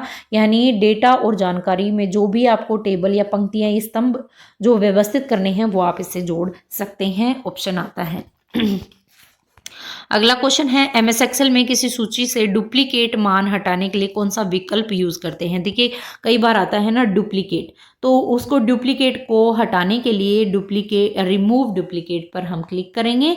डुप्लीकेट जो है वो सूची से हट जाएगा। तालिका में जो दोहरान होता है ना कि एक ही चीज कई बार आ जाती है, तो वो यहाँ से हट जाएगी डुप्लीकेट की को दबाने से। अगला है एमएस पावर पॉइंट में प्रस्तुति के लिए स्लाइड की समाविधि तय करने के और अभ्यास करने के लिए कौन सा विकल्प होता है। तो ये विकल्प आपका हो जाएगा स्लाइड शो और अभ्यास रिहर्सल टाइमिंग हो जाएगा। यानी आपकी क्या स्लाइड्स के बीच जो भी टाइम होता है वो डिसाइड करने में मदद मिलती है। तो रिहर्स टाइमिंग का यहाँ पर ऑप्शन सही हो जाएगा। एमएस वर्ड में दस्तावेज को पासवर्ड से सुरक्षित करने के लिए कौन सा विकल्प यूज करते हैं। तो दस्तावेज को पासवर्ड से सुरक्षित करने के लिए यहाँ प्रोटेक्ट डॉक्यूमेंट पर जो है वो विकल्प का यूज करते हैं। यानी कि पासवर्ड को यहाँ पर सुरक्षित रख सकते हैं। किसी भी जो अनधिकृत जो व्यक्ति होता है वो इसे खोल ना सके, इसलिए इसका यूज किया जाता है। एमएस एक्सेल में डेटा को आरोही और अवरोही क्रम में क्रमबद्ध करने के लिए कौन सा विकल्प यूज किया जाता है। बहुत ही महत्वपूर्ण क्वेश्चन है। तो इसमें शॉर्ट का यूज किया जाता है। शॉर्ट विकल्प से डेटा को छोटे से बड़े और बड़े से छोटे क्रम में व्यवस्थित कर सकते हैं। असेंडिंग ऑर्डर में भी और डिसेंडिंग ऑर्डर में भी यूज कर सकते हैं। एमएस पावर पॉइंट में स्लाइड में ऑडियो या संगीत जोड़ने के लिए कौन सा विकल्प यूज होता है। तो एमएस पावर पॉइंट में स्लाइड में ऑडियो या संगीत जोड़ने के लिए जिस विकल्प का यूज होता है वो होता है insert audio. Option number A correct answer हो जाएगा। यानी आप किसी भी स्लाइड में कोई भी म्यूजिक, कोई भी साउंड, कोई भी ध्वनि, कोई भी वॉइस ओवर आप कर सकते हैं। तो ये आपका इंसर्ट ऑडियो हो जाएगा। एमएस वर्ड में फुट नोट या एड नोट जोड़ने के लिए कौन सा विकल्प यूज किया जाता है। तो फुट नोट और एड नोट जोड़ने के लिए रेफरेंसेस का यूज किया जाता है, संदर्भ का यूज किया जाता है, जो कि आप जो भी दस्तावेज, जो भी डॉक्यूमेंट होते हैं उनके स्पष्टीकरण के लिए। तो ये फुट नोट और एंड नोट का यूज होता है इसमें रेफरेंसेस के लिए। ठीक है। एमएस एक्सेल में किसी सेल में ड्रॉप डाउन सूची बनाने के लिए कौन सा विकल्प होता है। तो ड्रॉप डाउन सूची बनाने के लिए आपके डेटा वैलिडेशन जो है वो यूज होता है, डेटा सत्यापन। ठीक है। तो option number A correct answer यहाँ हो जाएगा। एमएस पावर पॉइंट में कई ऑब्जेक्ट्स को एक साथ समूहित करने के लिए कौन सा विकल्प यूज होता है। एक साथ कई, तो ग्रुप का। ऑप्शन नंबर ए यहाँ करेक्ट आंसर हो जाएगा। यानी कि आप अधिक ऑब्जेक्ट्स को एक साथ बदल सकते हैं, उन्हें एक साथ स्थानांतरित कर सकते हैं, एक साथ उनका साइज चेंज कर सकते हैं। ये सब इसमें होता है। एमएस वर्ड में अपने आप सामग्री तालिका बनाने के लिए कौन सा विकल्प यूज किया जाता है। तो सामग्री तालिका बनाने के लिए टेबल टू कंटेंट्स यहाँ पर आप यूज कर सकते हैं। Option number A correct answer हो जाएगा। आगे देखते हैं क्वेश्चन नंबर 121। देखिए ये शॉर्टकट कीज आपकी दी गई हैं। शॉर्टकट किसमें, keyboard shortcuts and their uses, है ना, ये आपके इसमें दिया गया है, तो उससे क्वेश्चन है ये। शॉर्टकट की से किसी कीबोर्ड शॉर्टकट का यूज चयनित टेक्स्ट या ऑब्जेक्ट्स को कॉपी करने के लिए किया जाता है। तो इसमें देखिए कॉपी करे पेस्ट करिए, या मैंने यहाँ इसलिए लिख दी है ताकि थोड़ा सा हार्ड आपको ना लगे। तो कंट्रोल+C, इसमें मैंने पहले भी फॉर्मूला आपका बताया है, कॉपी C से स्टार्ट होता है और यहाँ कंट्रोल+C है, तो ये तो आप आंख बंद करके लगा सकते हैं। आंख बंद करके तो नहीं लगाना है, रॉन्ग हो जाएगा, अदरवाइज आप लगा सकते हैं। शॉर्टकट मैंने आपको बता दिया है, यानी कि कंट्रोल+C का यूज़ करके आप कोई भी टेक्स्ट, कोई भी ऑब्जेक्ट्स को मेमोरी में कॉपी किया जा सकता है। इसके बाद वो कंट्रोल+V करके वो पेस्ट हो जाता है। तो ये पेस्ट भी यहाँ लिखा है, कट भी लिखा है। तो कट से यहाँ ये कट मत कर देना, कट में X आता है ना, तो ये ध्यान में रखिएगा। अगला क्वेश्चन है हमारा, किसी कीबोर्ड शॉर्टकट का यूज कॉपी किए गए टेक्स्ट को ऑब्जेक्ट को चिपकाने के लिए के बाबा पेस्ट करने के लिए। तो कंट्रोल+V हमने देखा था पेस्ट करने के लिए यूज होता है। इसको फटाफट कर लेते हैं, और ये डेफिनेटली 101% एक क्वेश्चन तो यहाँ डेफिनेटली आएगा, 1 से 2 भी आ सकते हैं, है ना। तो किसी कीबोर्ड शॉर्टकट का यूज चयनित टेक्स्ट या ऑब्जेक्ट्स को काटने के लिए किया जाता है, कट करने के लिए। तो अभी मैंने बताया था कट करने के लिए आप कंट्रोल+X का यूज करेंगे, ना कि कंट्रोल+C। कंट्रोल+C का यूज आप कॉपी करने के लिए करेंगे। किस कीबोर्ड शॉर्टकट का यूज अंतिम क्रिया को पूर्ववत करने के लिए किया जाता है, यानी कि अंडू करने के लिए किया जाता है। कोई भी जो शॉर्टकट होता है उसको, तो अंडू करने के लिए जिसका यूज़ करते हैं वो कंट्रोल+Z का यूज़ करते हैं। जैसे कोई फाइल डिलीट हो जाती है और उसको तुरंत वापस लाने के लिए कंट्रोल+Z का यूज़ आप करते हैं। अगला क्वेश्चन है, किस कीबोर्ड शॉर्टकट का यूज़ पूर्ववत की गई, यानी कि जो शॉर्टकट कीज है उसको अंडू एक्शन, अंतिम क्रिया को दोबारा करने के लिए किया जाता है। तो इस शॉर्टकट की का जो यूज़ किया जाता है वो है आपके कंट्रोल+Y, यानी कंट्रोल+Y का यूज़ करके आप जो भी क्रिया हुई है उसको दोबारा लागू करने के लिए इसका यूज़ करेंगे, पुनः करेंगे। अगला क्वेश्चन है, किसी कीबोर्ड शॉर्टकट का यूज दस्तावेज या विंडो में सभी सामग्री को चयनित करने के लिए, सबको एक साथ सेलेक्ट करने के लिए जो है वो आप कंट्रोल+A का यूज करेंगे। Option number A correct answer हो जाएगा। ये तो आपके लिए बहुत ईजी होगी, क्योंकि मैंने यहाँ पर ये लिखा है और ये बहुत ज़रूरी है, इसलिए लिखा है कि बार बार आप देखिए कंट्रोल+C आप कॉपी लिखेंगे, X जो है वो कट करेंगे, Z जो है वो अंडू करने के लिए करेंगे। तो ये आपका बार बार रिवाइज होगा।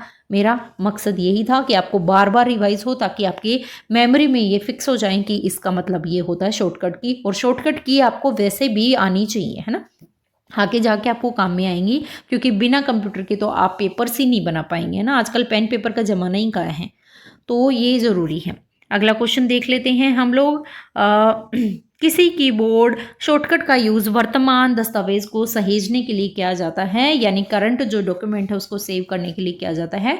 तो ये है कंट्रोल+S का यूज़ हम लोग करते हैं। जो भी वर्तमान डॉक्यूमेंट्स होते हैं उनको तुरंत जो है वो यूज़ करने के लिए इसमें यूज़ करते हैं।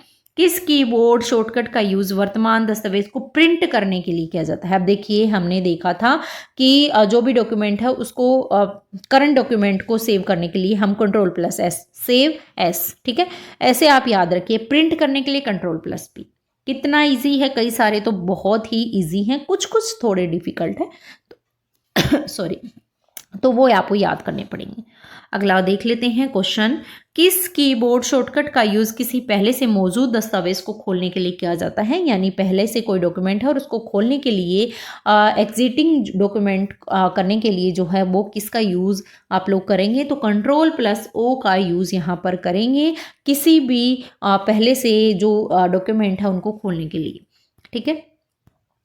अब अगला क्वेश्चन है 130 नंबर का, कि किस कीबोर्ड शॉर्टकट का यूज़ नया दस्तावेज बनाने के लिए किया जाता है, ठीक है। वहाँ क्या था, खोलने के लिए किया जाता है कंट्रोल+O का, बनाने के लिए जिसका किया जाता है वो होता है कंट्रोल+N, ऑप्शन नंबर A, यानी कि तुरंत नया दस्तावेज बनाने के लिए आप कंट्रोल+N दबा के बना सकते हैं। अगला क्वेश्चन है किस कीबोर्ड शॉर्टकट का यूज चयनित टेक्स्ट को बोल्ड यानी मोटा करने के लिए होता है ना, बोल्ड इटैलिक ये करने के लिए ना, तो बोल्ड करने के लिए आप किसका यूज करेंगे, Ctrl+B का यूज करेंगे, बहुत इजी सा है। अंडरलाइन करने के लिए U का यूज करेंगे, है ना। किस कीबोर्ड शॉर्टकट का यूज चयनित टेक्स्ट को इटैलिक करने के लिए, तो इटैलिक करने के लिए Ctrl+I का यूज करेंगे, ये तो सभी को आता है। कीबोर्ड शॉर्टकट का यूज चयनित टेक्स्ट के नीचे रेखा चयनित करने के लिए, तो अंडरलाइन का यूज करेंगे। ऑप्शन नंबर ए यहाँ पर करेक्ट आंसर हो जाएगा, यानी इसके नीचे जो है वो हाईलाइट करने के लिए जिसका यूज करते हैं ना। किस कीबोर्ड शॉर्टकट का यूज, नेक्स्ट देखिए किस कीबोर्ड शॉर्टकट का यूज जो है वो चयनित टेक्स्ट को केंद्र में संरेखित करने के लिए किया जाता है। हिंदी में थोड़ा सा जो है वो ट्रिकी होता है, तो आप इंग्लिश में जरूर पढ़ लीजिएगा। Which keyboard shortcut is use to centre a link selected key, ठीक है। तो जिस की का हम लोग टेक्स्ट को केंद्र में लाने के लिए जिस टेक्स्ट का यूज करते हैं, जिस की का यूज करते हैं वो Ctrl+E होता है, केंद्र संरेखित करे।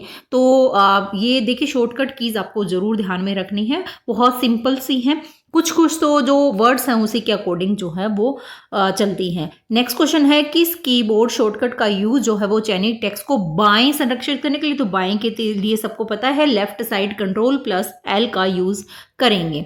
यहाँ आपके सामने लेके आने का पर्पज यही था कि आपके जो डाउट हैं वो क्लियर हो जाएं। आपको एक बार तो एटलीस्ट आप इन चीज़ों को देख ले, तो मैंने कोई पोर्शन छोड़ा नहीं है, इस वजह से मैं सारे लेके आई हूँ। और मेरे ये यहाँ लिखने का पर्पज मैं आपको पहले भी बता चुकी हूँ, ताकि आपको बार बार चीज़ें जो है वो रिवाइज हो, तो ये ध्यान में रखना है। नेक्स्ट क्वेश्चन है हमारा किस की बोर्ड शॉर्टकट का यूज जो है वो चयनित टेक्स्ट को दाएं संरक्षित करने के लिए किया जाएगा, तो दाएं के लिए राइट साइड में Ctrl+R का यूज यहाँ पर किया जाएगा, यानी Ctrl+R का यूज करके टेक्स्ट को जो पृष्ठ है उसके दाएं किनारे के अनुसार जो है वो संरेखित करने के लिए हम इसका यूज करते हैं।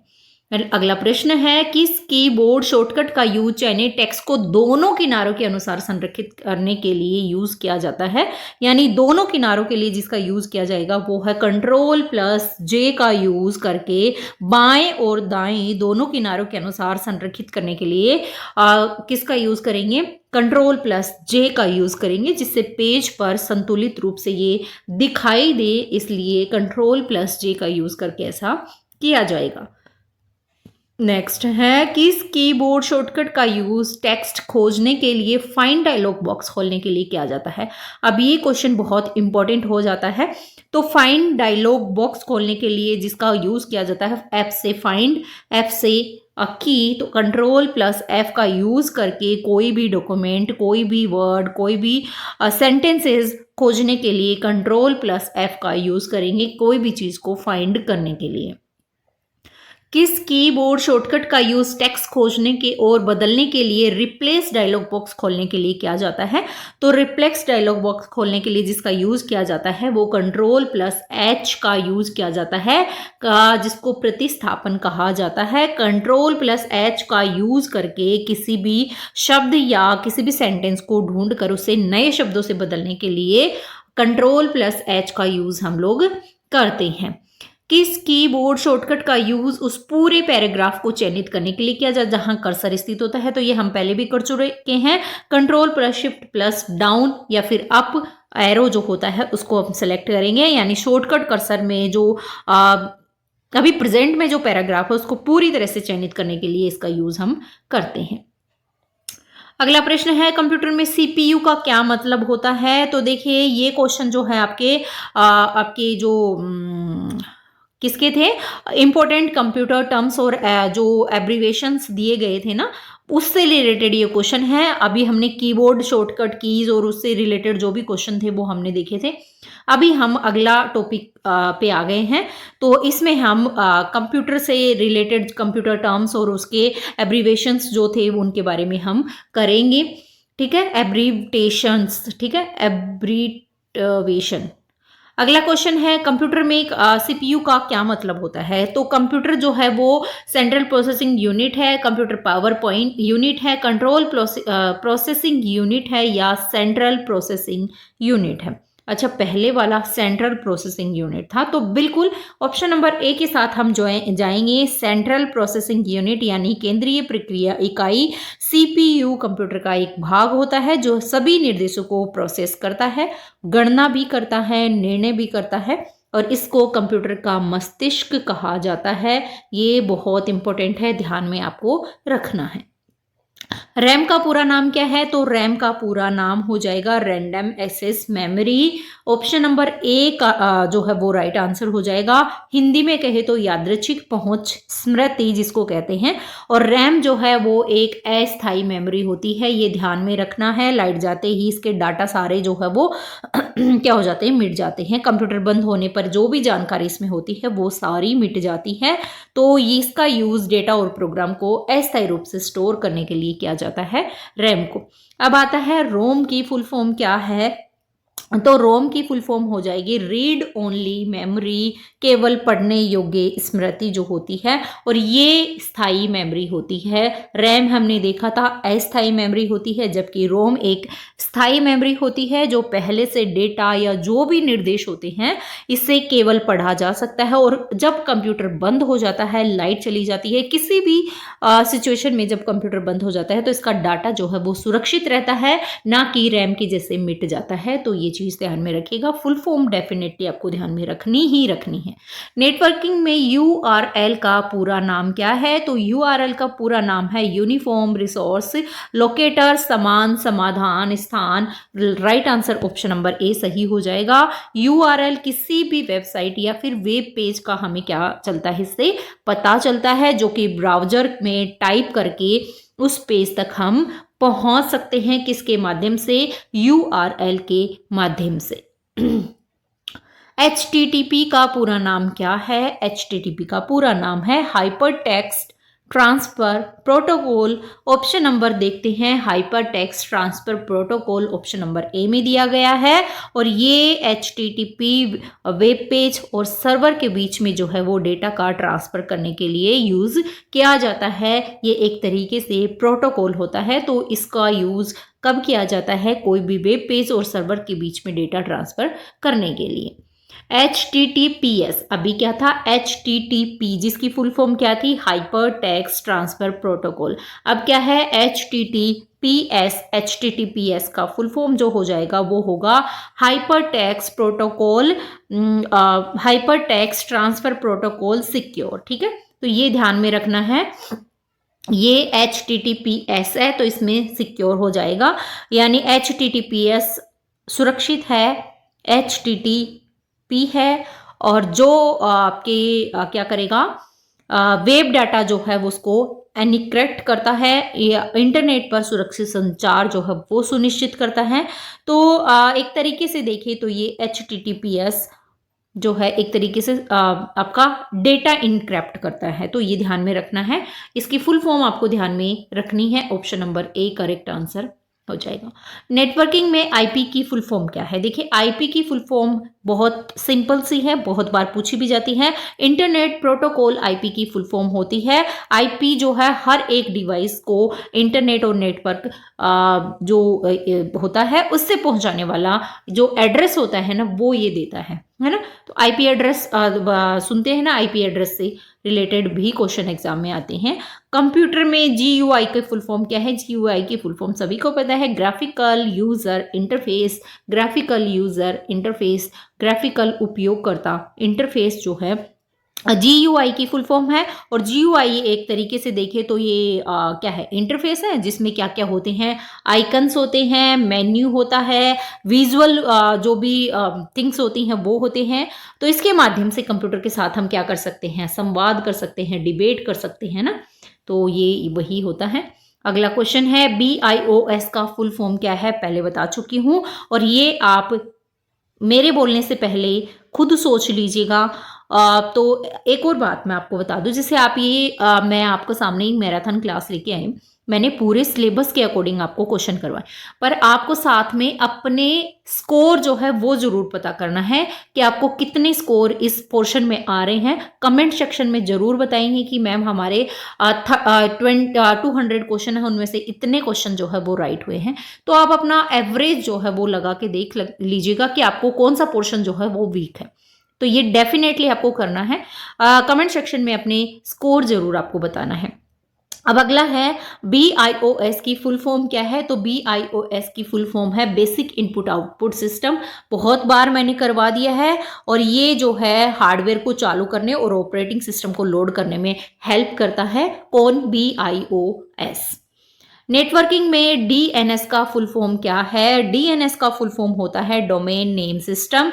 डोमेन नेम सिस्टम जो है DNS का फुल फॉर्म है, और ये इंटरनेट का डोमेन नाम को जो IP एड्रेस है ना उसमें चेंज करता है। तो ये चीज़ इसके बारे में बहुत इंपॉर्टेंट है, ताकि ये चेंज कर देगा तो क्या हो जाएगा, ब्राउज़र जो है वो सही सर्वर तक पहुंच जाएगा। तो ये काम डोमेन का DNS का होता है, डोमेन नेम सिस्टम का होता है। नेटवर्किंग में VPN की फुल फॉर्म क्या है? तो नेटवर्किंग में VPN की फुल फॉर्म होती है virtual private network. Virtual private network ध्यान में रखना है।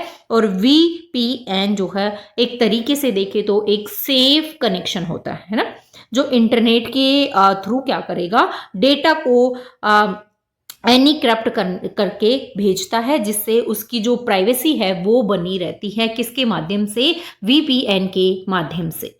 FTTP की फुल फॉर्म पूरा नाम क्या है? तो FTP की फुल फॉर्म जो है वो हो जाएगी फाइल ट्रांसफर प्रोटोकॉल, जिसका यूज इंटरनेट पर फाइलों को सर्वर और जो क्लाइंट्स होते हैं उनके बीच में ट्रांसफर करने के लिए किया जाता है। File transfer protocol. अच्छा, PDF की फुल फॉर्म क्या है? बहुत बच्चे कमेंट क्या करते हैं, मैम PDF कहाँ मिलेगी? टेलीग्राम चैनल पे मिलेगी, आप जरूर उसको ज्वाइन कर लीजिएगा। PDF की फुल फॉर्म क्या है बेटा? आप PDF तो मांगते हैं, लेकिन फुल फॉर्म तो आपको पता होनी चाहिए। फुल फॉर्म होगी पोर्टेबल डॉक्यूमेंट फॉर्मेट। ठीक है, पोर्टेबल डॉक्यूमेंट फॉर्मेट जो है वो PDF की फुल फॉर्म है। और ये जो है, जो भी डॉक्यूमेंट होता है, मूल रूप होता है, उसको सुरक्षित रखता है। किसी भी डिवाइस पर ये खुल सकता है PDF, तो ये ध्यान में रखिएगा। PDF की फुल फॉर्म। ईमेल संचार में SMTP की फुल फॉर्म क्या है? तो ईमेल संचार में SMTP की फुल फॉर्म है सिंपल मेल ट्रांसफर प्रोटोकॉल। सरल मेल ट्रांसफर प्रोटोकॉल जो है वो आपकी क्या हो जाएगी? SMTP की फुल फॉर्म। कंप्यूटर नेटवर्किंग में SSL का पूरा नाम क्या है? SSL का पूरा नाम है सिक्योर सॉकेट लायर। ठीक है, तो ऑप्शन नंबर A के साथ हम लोग यहाँ जाएंगे। ये आपका जो है वो SSL की फुल फॉर्म हो जाएगी। GUI का पूरा नाम क्या है? कर चुके हैं, ग्राफिकल यूजर इंटरफेस। GUI की फुल फॉर्म हो जाएगी आपकी graphical user interface. Option number A।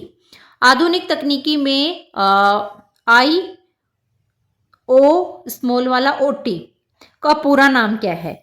तो देखिए, IoT का पूरा नाम जो है वो इंटरनेट ऑफ थिंग्स हो जाएगा। Option number A right answer हो जाएगा। यानी IoT जो है वो अलग अलग डिवाइसेस और इंटरनेट के माध्यम से एक दूसरे को जोड़ता है, जिससे डेटा जो है वो एक जगह से दूसरी जगह ट्रांसफर होता है, और उनको जो है बैलेंस करने की भी सुविधा ये देता है। तो ये चीज़ आपको ध्यान में रखनी है, इंटरनेट ऑफ थिंग्स। API का पूरा नाम क्या है? तो API का पूरा नाम आपके क्या हो जाएगा? Application programming interface. API की फुल फॉर्म आपके हो जाएगी। ऑप्शन नंबर A यहाँ करेक्ट आंसर हो जाएगा। अगला है BIOS की फुल फॉर्म क्या है? हम देख चुके हैं, बेसिक इनपुट आउटपुट सिस्टम जो है यहाँ पर BOIS की फुल फॉर्म हो जाएगी। अगला क्वेश्चन है DNS का पूरा नाम क्या है? तो DNS का पूरा नाम है डोमेन नेम सिस्टम। कर चुके हैं। अगला क्वेश्चन है, देखिए कंप्यूटर नेटवर्क क्या है? और ये क्वेश्चन आपके जो लास्ट टॉपिक दिया गया है, computer networks and internet concepts यहाँ पर दिए गए हैं, उससे रिलेटेड ये क्वेश्चन है। तो कंप्यूटर नेटवर्क क्या होता है? तो कंप्यूटर नेटवर्क जो होता है वो क्या होता है, कनेक्टेड कंप्यूटर की एक प्रणाली होती है, यानी a system of interconnected computers. Option number A यहाँ राइट आंसर इसका हो जाएगा। कंप्यूटर नेटवर्क सिस्टम वो सिस्टम होता है जिसमें क्या होता है, दो या दो से ज्यादा जो कंप्यूटर होते हैं वो आपस में क्या करते हैं, डेटा और जो भी संसाधन होते हैं उसको आपस में साझा करते हैं ना। तो एक दूसरे से वो साझा करते हुए मतलब एक दूसरे से जुड़े हुए होते हैं, कनेक्ट होते हैं, तो वही आपका कंप्यूटर नेटवर्क होता है। कौन सा नेटवर्क छोटे भौगोलिक क्षेत्र जैसे कमरे या भवन को कवर करता है? तो छोटे या भौगोलिक क्षेत्र जो कमरे या भवन को करता है, देख चुके हैं लोकल एरिया नेटवर्क, जो कि छोटे क्षेत्रों को जैसे स्कूल हो गया, घर हो गया, ऑफिस हो गया, इनके भीतर जो कंप्यूटर को आपस में जोड़ता है ना, वही आपका लैन होता है। वैन बहुत बड़ा एरिया होता है, वाइड एरिया नेटवर्क होता है। और मैन जो है वो मेट्रोपॉलिटन जो एरिया होता है, शहरी नेटवर्क क्षेत्र होता है, वहां पर होता है। ठीक है, तो ये लैन, मैन, वैन ये सारे आपको ध्यान में रखने हैं। अगला है कौन सा नेटवर्क बड़े भौगोलिक क्षेत्र जैसे शहर या देशों में कंप्यूटर को जोड़ता है? तो वो जोड़ेगा आपके कौन सा क्षेत्र, शहर और बड़े भौगोलिक क्षेत्र जो होते हैं देश में कंप्यूटर को जोड़ता है, वो होता है वाइड एरिया नेटवर्क, विस्तृत क्षेत्र नेटवर्क, जो कि अलग अलग शहरों देशों में कंप्यूटर के नेटवर्क को आपस में जोड़ता है। इंटरनेट जो है इस वैन का ही उदाहरण माना जाता है, क्योंकि इंटरनेट के द्वारा ही बहुत सारी जो है कंट्रीज आपस में जुड़ी होती हैं, देश अलग से जुड़े होते हैं, शहर जुड़े होते हैं। आईपी एड्रेस का फुल फॉर्म क्या है? तो आईपी एड्रेस का फुल फॉर्म है internet protocol address. Option number A correct answer हो जाएगा। अच्छा, आईपी एड्रेस से हम क्या करते हैं? तो आईपी एड्रेस जो है वो नेटवर्क डिवाइस होता है जो कि आपके डेटा जो है कहाँ पहुंचना चाहिए, सही जगह पहुंचे, उसमें हेल्प करता है। तो ये आईपी एड्रेस होता है। लैन में कई कंप्यूटर जोड़ने के लिए कौन सा डिवाइस यूज होता है? तो लैन में कई कंप्यूटर जोड़ने के लिए जिस डिवाइस का यूज होता है वो होता है स्विच। किसका ये होता है? स्विच जो है कंप्यूटर को लैन में जोड़ता है और फिर डेटा को सही डिवाइस तक पहुंचाने के का काम करता है। तो लैन कंप्यूटर जोड़ने के लिए स्विच का यूज किया जाता है। कौन से डिवाइस विभिन्न नेटवर्कों को जोड़ने के लिए प्रयोग होता है, जैसे लैन से वैन में? अच्छा, लैन से वैन में जोड़ने के लिए जिसका यूज होता है वो राउटर होता है। अब क्वेश्चन दोनों अलग अलग थे। ऊपर क्वेश्चन क्या था कि लैन को कई कंप्यूटर जोड़ने के लिए कौन सा डिवाइस यूज होता है, वो होता है स्विच। अब क्वेश्चन हमारे सामने है कि कौन सा डिवाइस विभिन्न नेटवर्कों को जोड़ने के लिए यूज होता है, जैसे कि लैन से वैन में जोड़ना है तो राउटर का यूज होता है। ध्यान में रखना है, राउटर नेटवर्क को दूसरे नेटवर्क से जोड़ता है और डेटा पैकेट को सही नेटवर्क तक भेजता है। ये यूज होता है राउटर का। मोडेम का यूज किस लिए किया जाता है? तो देखिए, मोडेम का यूज जो है वो किया जाता है आपके डिजिटल संकेत को एनालॉग और एनालॉग को डिजिटल में चेंज करने के लिए आपके मोडेम का यूज किया जाता है। मोडेम इंटरनेट से कंप्यूटर को जोड़ने और डेटा ट्रांसमिशन के लिए डिजिटल और एनालॉग सिग्नल को चेंज करने के काम में आता है। तो ये मोडेम के बारे में डेफिनेटली आपको याद रखना है, क्योंकि इससे क्वेश्चन बार बार बनता है। यूआरएल की फुल फॉर्म क्या है? यूआरएल की फुल फॉर्म है यूनिफॉर्म रिसोर्स लोकेटर। ठीक है, तो यूनिफॉर्म रिसोर्स लोकेटर आपको ध्यान में रखना है। HTTP की फुल फॉर्म क्या है? HTTP की फुल फॉर्म है hyper terminal text protocol. Option number देखें, transfer protocol, transfer text protocol, HTTP। ठीक है, हाइपर टेक्स्ट ट्रांसफर प्रोटोकॉल। तो option number A right answer हो जाएगा, hyper text transfer protocol. Terminal नहीं है, गलती से बोल दिया था, कई बच्चे इस चीज को पकड़ के बैठ जाएंगे। Hyper text transfer protocol. ठीक है, ध्यान में रखना है। HTTP क्या है? तो एक वेब पेज होता है, सर्वर के बीच में डेटा ट्रांसफर करने के लिए काम में लिया जाता है। अगला क्वेश्चन है, किस नेटवर्क टोपोलॉजी में सभी कंप्यूटर एक केंद्रीय हब से जुड़े हुए होते हैं? तो उस जो नेटवर्क टोपोलॉजी होती है वो स्टार टोपोलॉजी होती है आपकी। ऑप्शन नंबर ए यहाँ करेक्ट आंसर हो जाएगा। स्टार टोपोलॉजी से कंप्यूटर सीधे एक केंद्रीय हब से जुड़ा होता है, जिसे नेटवर्क मैनेजमेंट क्या हो जाता है? आसान हो जाता है। किस नेटवर्क टोपोलॉजी में सभी कंप्यूटर एक बंद लूप से जुड़े हुए होते हैं? तो बंद लूप से जुड़े होते हैं उसे रिंग टोपोलॉजी कहते हैं। देखिए टोपोलॉजी जरूर आपको ध्यान में रखनी है। रिंग टोपोलॉजी किसे कहते हैं, जिसमें नेटवर्क जो क्या होता है, रिंग टोपोलॉजी में जो कंप्यूटर हैं केवल दो अन्य कंप्यूटर से जुड़े होते हैं और डेटा एक ही डायरेक्शन में चलता रहता है, वो होती है रिंग टोपोलॉजी। अगला है, किस नेटवर्क टोपोलॉजी में सभी कंप्यूटर एक ही संचार लाइन से जुड़े हुए थे। क्वेश्चन अलग अलग है। पहला था सभी कंप्यूटर एक बंद लूप से जुड़े हुए थे, वो रिंग टोपोलॉजी होती है। अगला क्वेश्चन है नेटवर्क टोपोलॉजी में सभी कंप्यूटर एक ही संचार लाइन से जुड़े होते हैं, वो बस टोपोलॉजी हो जाती है। बस टोपोलॉजी में सारे के सारे कंप्यूटर एक मुख्य केबल से जुड़े होते हैं और डेटा उसी केबल के माध्यम से एक दूसरे के को जो है वो साझा किया जाता है। किस नेटवर्क टोपोलॉजी में प्रत्येक कंप्यूटर सभी अन्य कंप्यूटर से जुड़े हुए होते हैं, तो वो नेटवर्क टोपोलॉजी आपकी मैश टोपोलॉजी हो जाएगी। ऑप्शन नंबर ए यहाँ करेक्ट आंसर हो जाएगा, जिसमें प्रत्येक कंप्यूटर सभी जो अन्य कंप्यूटर होते हैं उनसे क्या होगा, डायरेक्ट कनेक्टेड होता है ना, जिससे नेटवर्क बहुत ज़्यादा सुरक्षित होता है और बहुत ही ज़्यादा फास्ट होता है। किसमें, मैश टोपोलॉजी में। कंप्यूटर को इंटरनेट से जोड़ने के लिए किस डिवाइस की आवश्यकता होती है, मॉडेम की आवश्यकता होती है। हम लोगों ने ये तो करा था कि कंप्यूटर सिग्नल को इंटरनेट के लिए जो उपयुक्त सिग्नल में चेंज करता है वो क्या होता है, मॉडेम होता है, और इसमें इंटरनेट कनेक्शन जो है वो सेफ होता है। एनालॉग को डिजिटल में, डिजिटल को एनालॉग में चेंज कौन करता है, मॉडेम।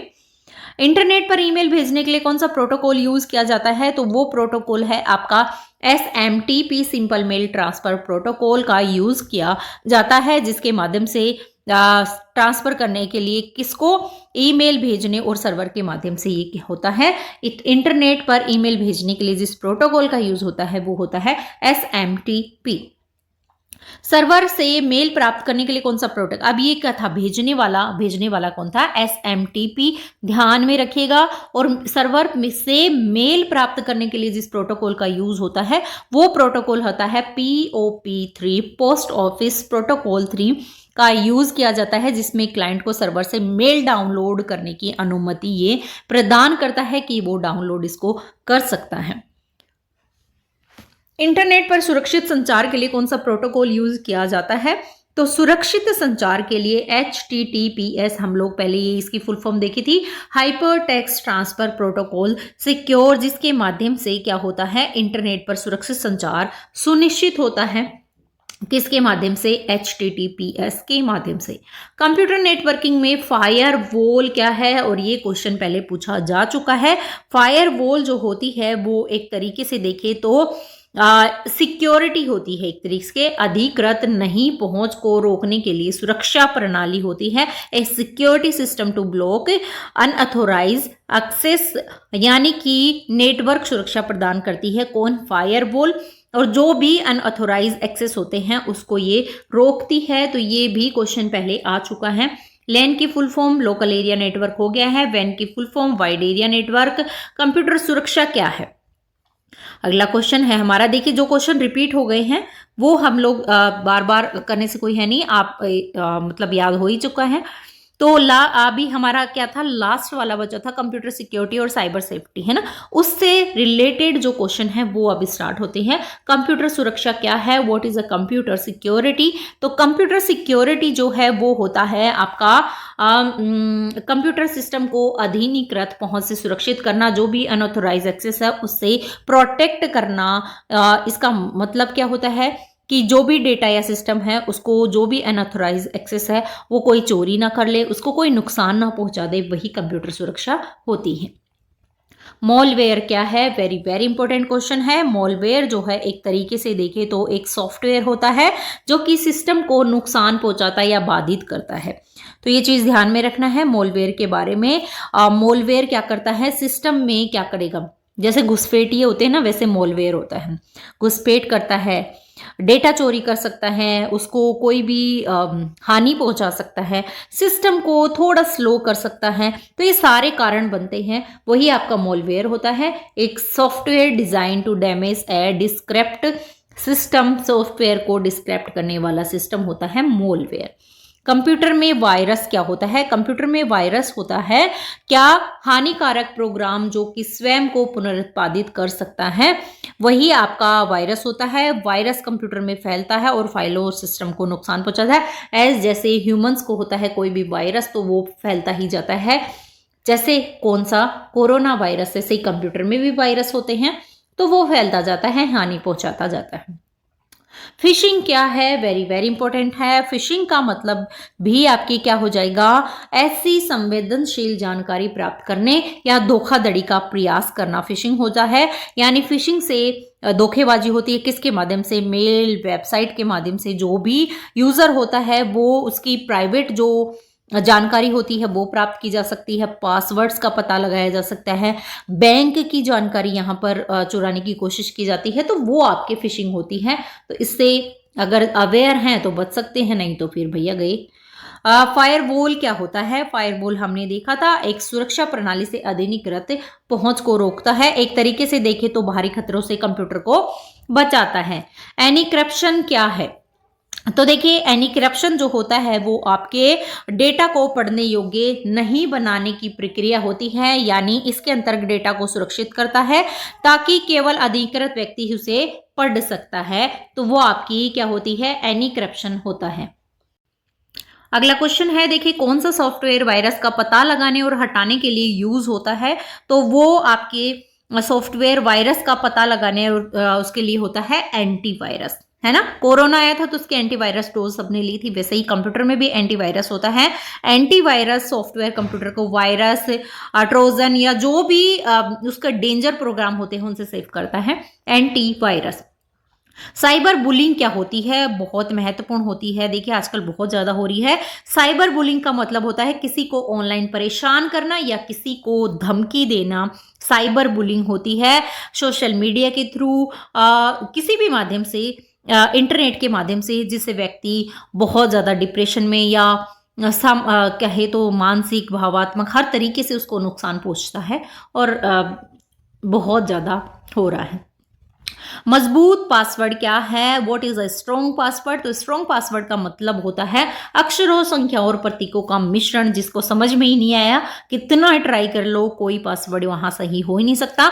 यानी कि आप जो भी अनऑथोराइज लोग हैं उनको आसानी से इस चीज से बच सकते हैं, वो इसे आसानी से तोड़ नहीं सकते। वही एक मजबूत पासवर्ड होता है। 2 फैक्टर ऑथेंटिकेशन यानी 2FA का क्या मतलब होता है? तो 2 फैक्टर ऑथेंटिकेशन जो होता है वो होता है आपका सुरक्षा विधि जिसमें 2 प्रकार की पुष्टि आवश्यक होती है। कैसे? देखिए 2FA में पासवर्ड के अलावा एक अन्य कोड भी होता है और बायोमेट्रिक भी होता है। तो ये इससे क्या होता है, उसकी सुरक्षा और ज्यादा बढ़ जाती है। इसलिए 2FA का मतलब यही होता है। 2 उसमें पुष्टि, जैसे आप कोई भी कहें जैसे भीम वगैरह यूज करते हैं पैसे के लिए तो उसमें 2 पासवर्ड लगते हैं ना, तो इसी तरीके से उसमें बायोमेट्रिक भी होता है और एक पासवर्ड के अलावा दूसरा और पासवर्ड होता है ताकि कोई कुछ ना कर पाए। स्पाईवेयर क्या होता है? स्पाईवेयर देखिए क्या होता है। स्पाईवेयर जो भी यूजर्स होते हैं ना, उनकी जो एक्टिविटीज होती हैं उनको क्या करेगा, उनको ट्रैक करेगा और उनकी जो भी मतलब पर्सनल जानकारी है उसको चोरी कर लेगा। तो वो होता है आपका क्या होता है? स्पाईवेयर। तो ऑप्शन नंबर यहाँ 1 में ये दिया गया है कि गतिविधि गुप्त रूप से मॉनिटर करता है। रैनसमवेयर क्या होता है? रैंसमवेयर, है ना। रैंसमवेयर जो होता है वो क्या होता है? तो ये जो आपके रैंसमवेयर होता है वो मॉलवेयर जो फाइलें लॉक करता है और फिरौती मांगता है। वो होता है कि भैया जैसे वो होता है ना किडनैप, एज इट इज वही होता है। सारी चीजें मशीनें वही करती है जो मनुष्य करते हैं। तो जो रैंसमवेयर सिस्टम होता है उसमें फाइलों को लॉक कर देता है और उसे अनलॉक करने के लिए वो क्या मांगता है? पैसे मांगता है। बिना पैसे के मैं इन्हें अनलॉक नहीं करूंगा। वो होता है रैंसमवेयर। फिशिंग ईमेल क्या है? देखिए फिशिंग ईमेल वो होती है जिसमें ईमेल जो कि आपकी संवेदनशील जानकारी है उसको चुराने का प्रयास करता है, यानी यूजर्स को धोखा देकर पासवर्ड, बैंक डिटेल जैसे सारी चीजें उससे निकलवाने की कोशिश की जाती है, वो आपकी फिशिंग होती है। साइबर क्राइम क्या होता है? साइबर क्राइम जो होता है वो कंप्यूटर या इंटरनेट का यूज करके किया गया जो अपराध है वही साइबर क्राइम होता है। जैसे हैक कर लेते हैं ना, किसी का यूट्यूब चैनल हैक कर लिया, किसी का कुछ हैक कर लिया, डेटा चोरी हो जाती है, फिशिंग हो जाती है, ऑनलाइन धोखाधड़ी हो जाती है, किसी के पैसे अकाउंट से चोरी हो जाते हैं, वही साइबर क्राइम होता है। एक मजबूत एंटीवायरस सॉफ्टवेयर की विशेषता क्या है? तो एक मजबूत एंटीवायरस सॉफ्टवेयर की विशेषता होती है कि वो रियल टाइम स्कैनिंग करे, यानी कि वायरस और अन्य खतरों का तुरंत उसे पता लग सके और उनकी वो रोकथाम कर सके, तो वही एक मजबूत एंटीवायरस सॉफ्टवेयर की विशेषता होती है। बोटनेट क्या होता है? देखिए बोटनेट जो होता है वो एक संक्रमित कंप्यूटर का नेटवर्क जो रिमोटली नियंत्रित होता है, जिसमें हैकर्स के द्वारा मॉलवेयर फैलाने, उसी के साथ में जो डीडोस अटैक होते हैं, स्पैम भेजने के लिए यूज होता है, वही आपका बोटनेट होता है। तो बोटनेट का यूज हैकर्स के द्वारा किया जाता है, ये चीज ध्यान में आपको रखनी है। पहचान की चोरी क्या है? What is identity thief? Identity thief क्या होता है? तो धोखाधड़ी करने के लिए व्यक्तिगत जानकारी चुराना ही आपका होता है, यानी पहचान की चोरी करना, उसकी पर्सनल डिटेल्स को चुराना, उसका दुरुपयोग करना, धोखाधड़ी करना, वही आपकी होती है।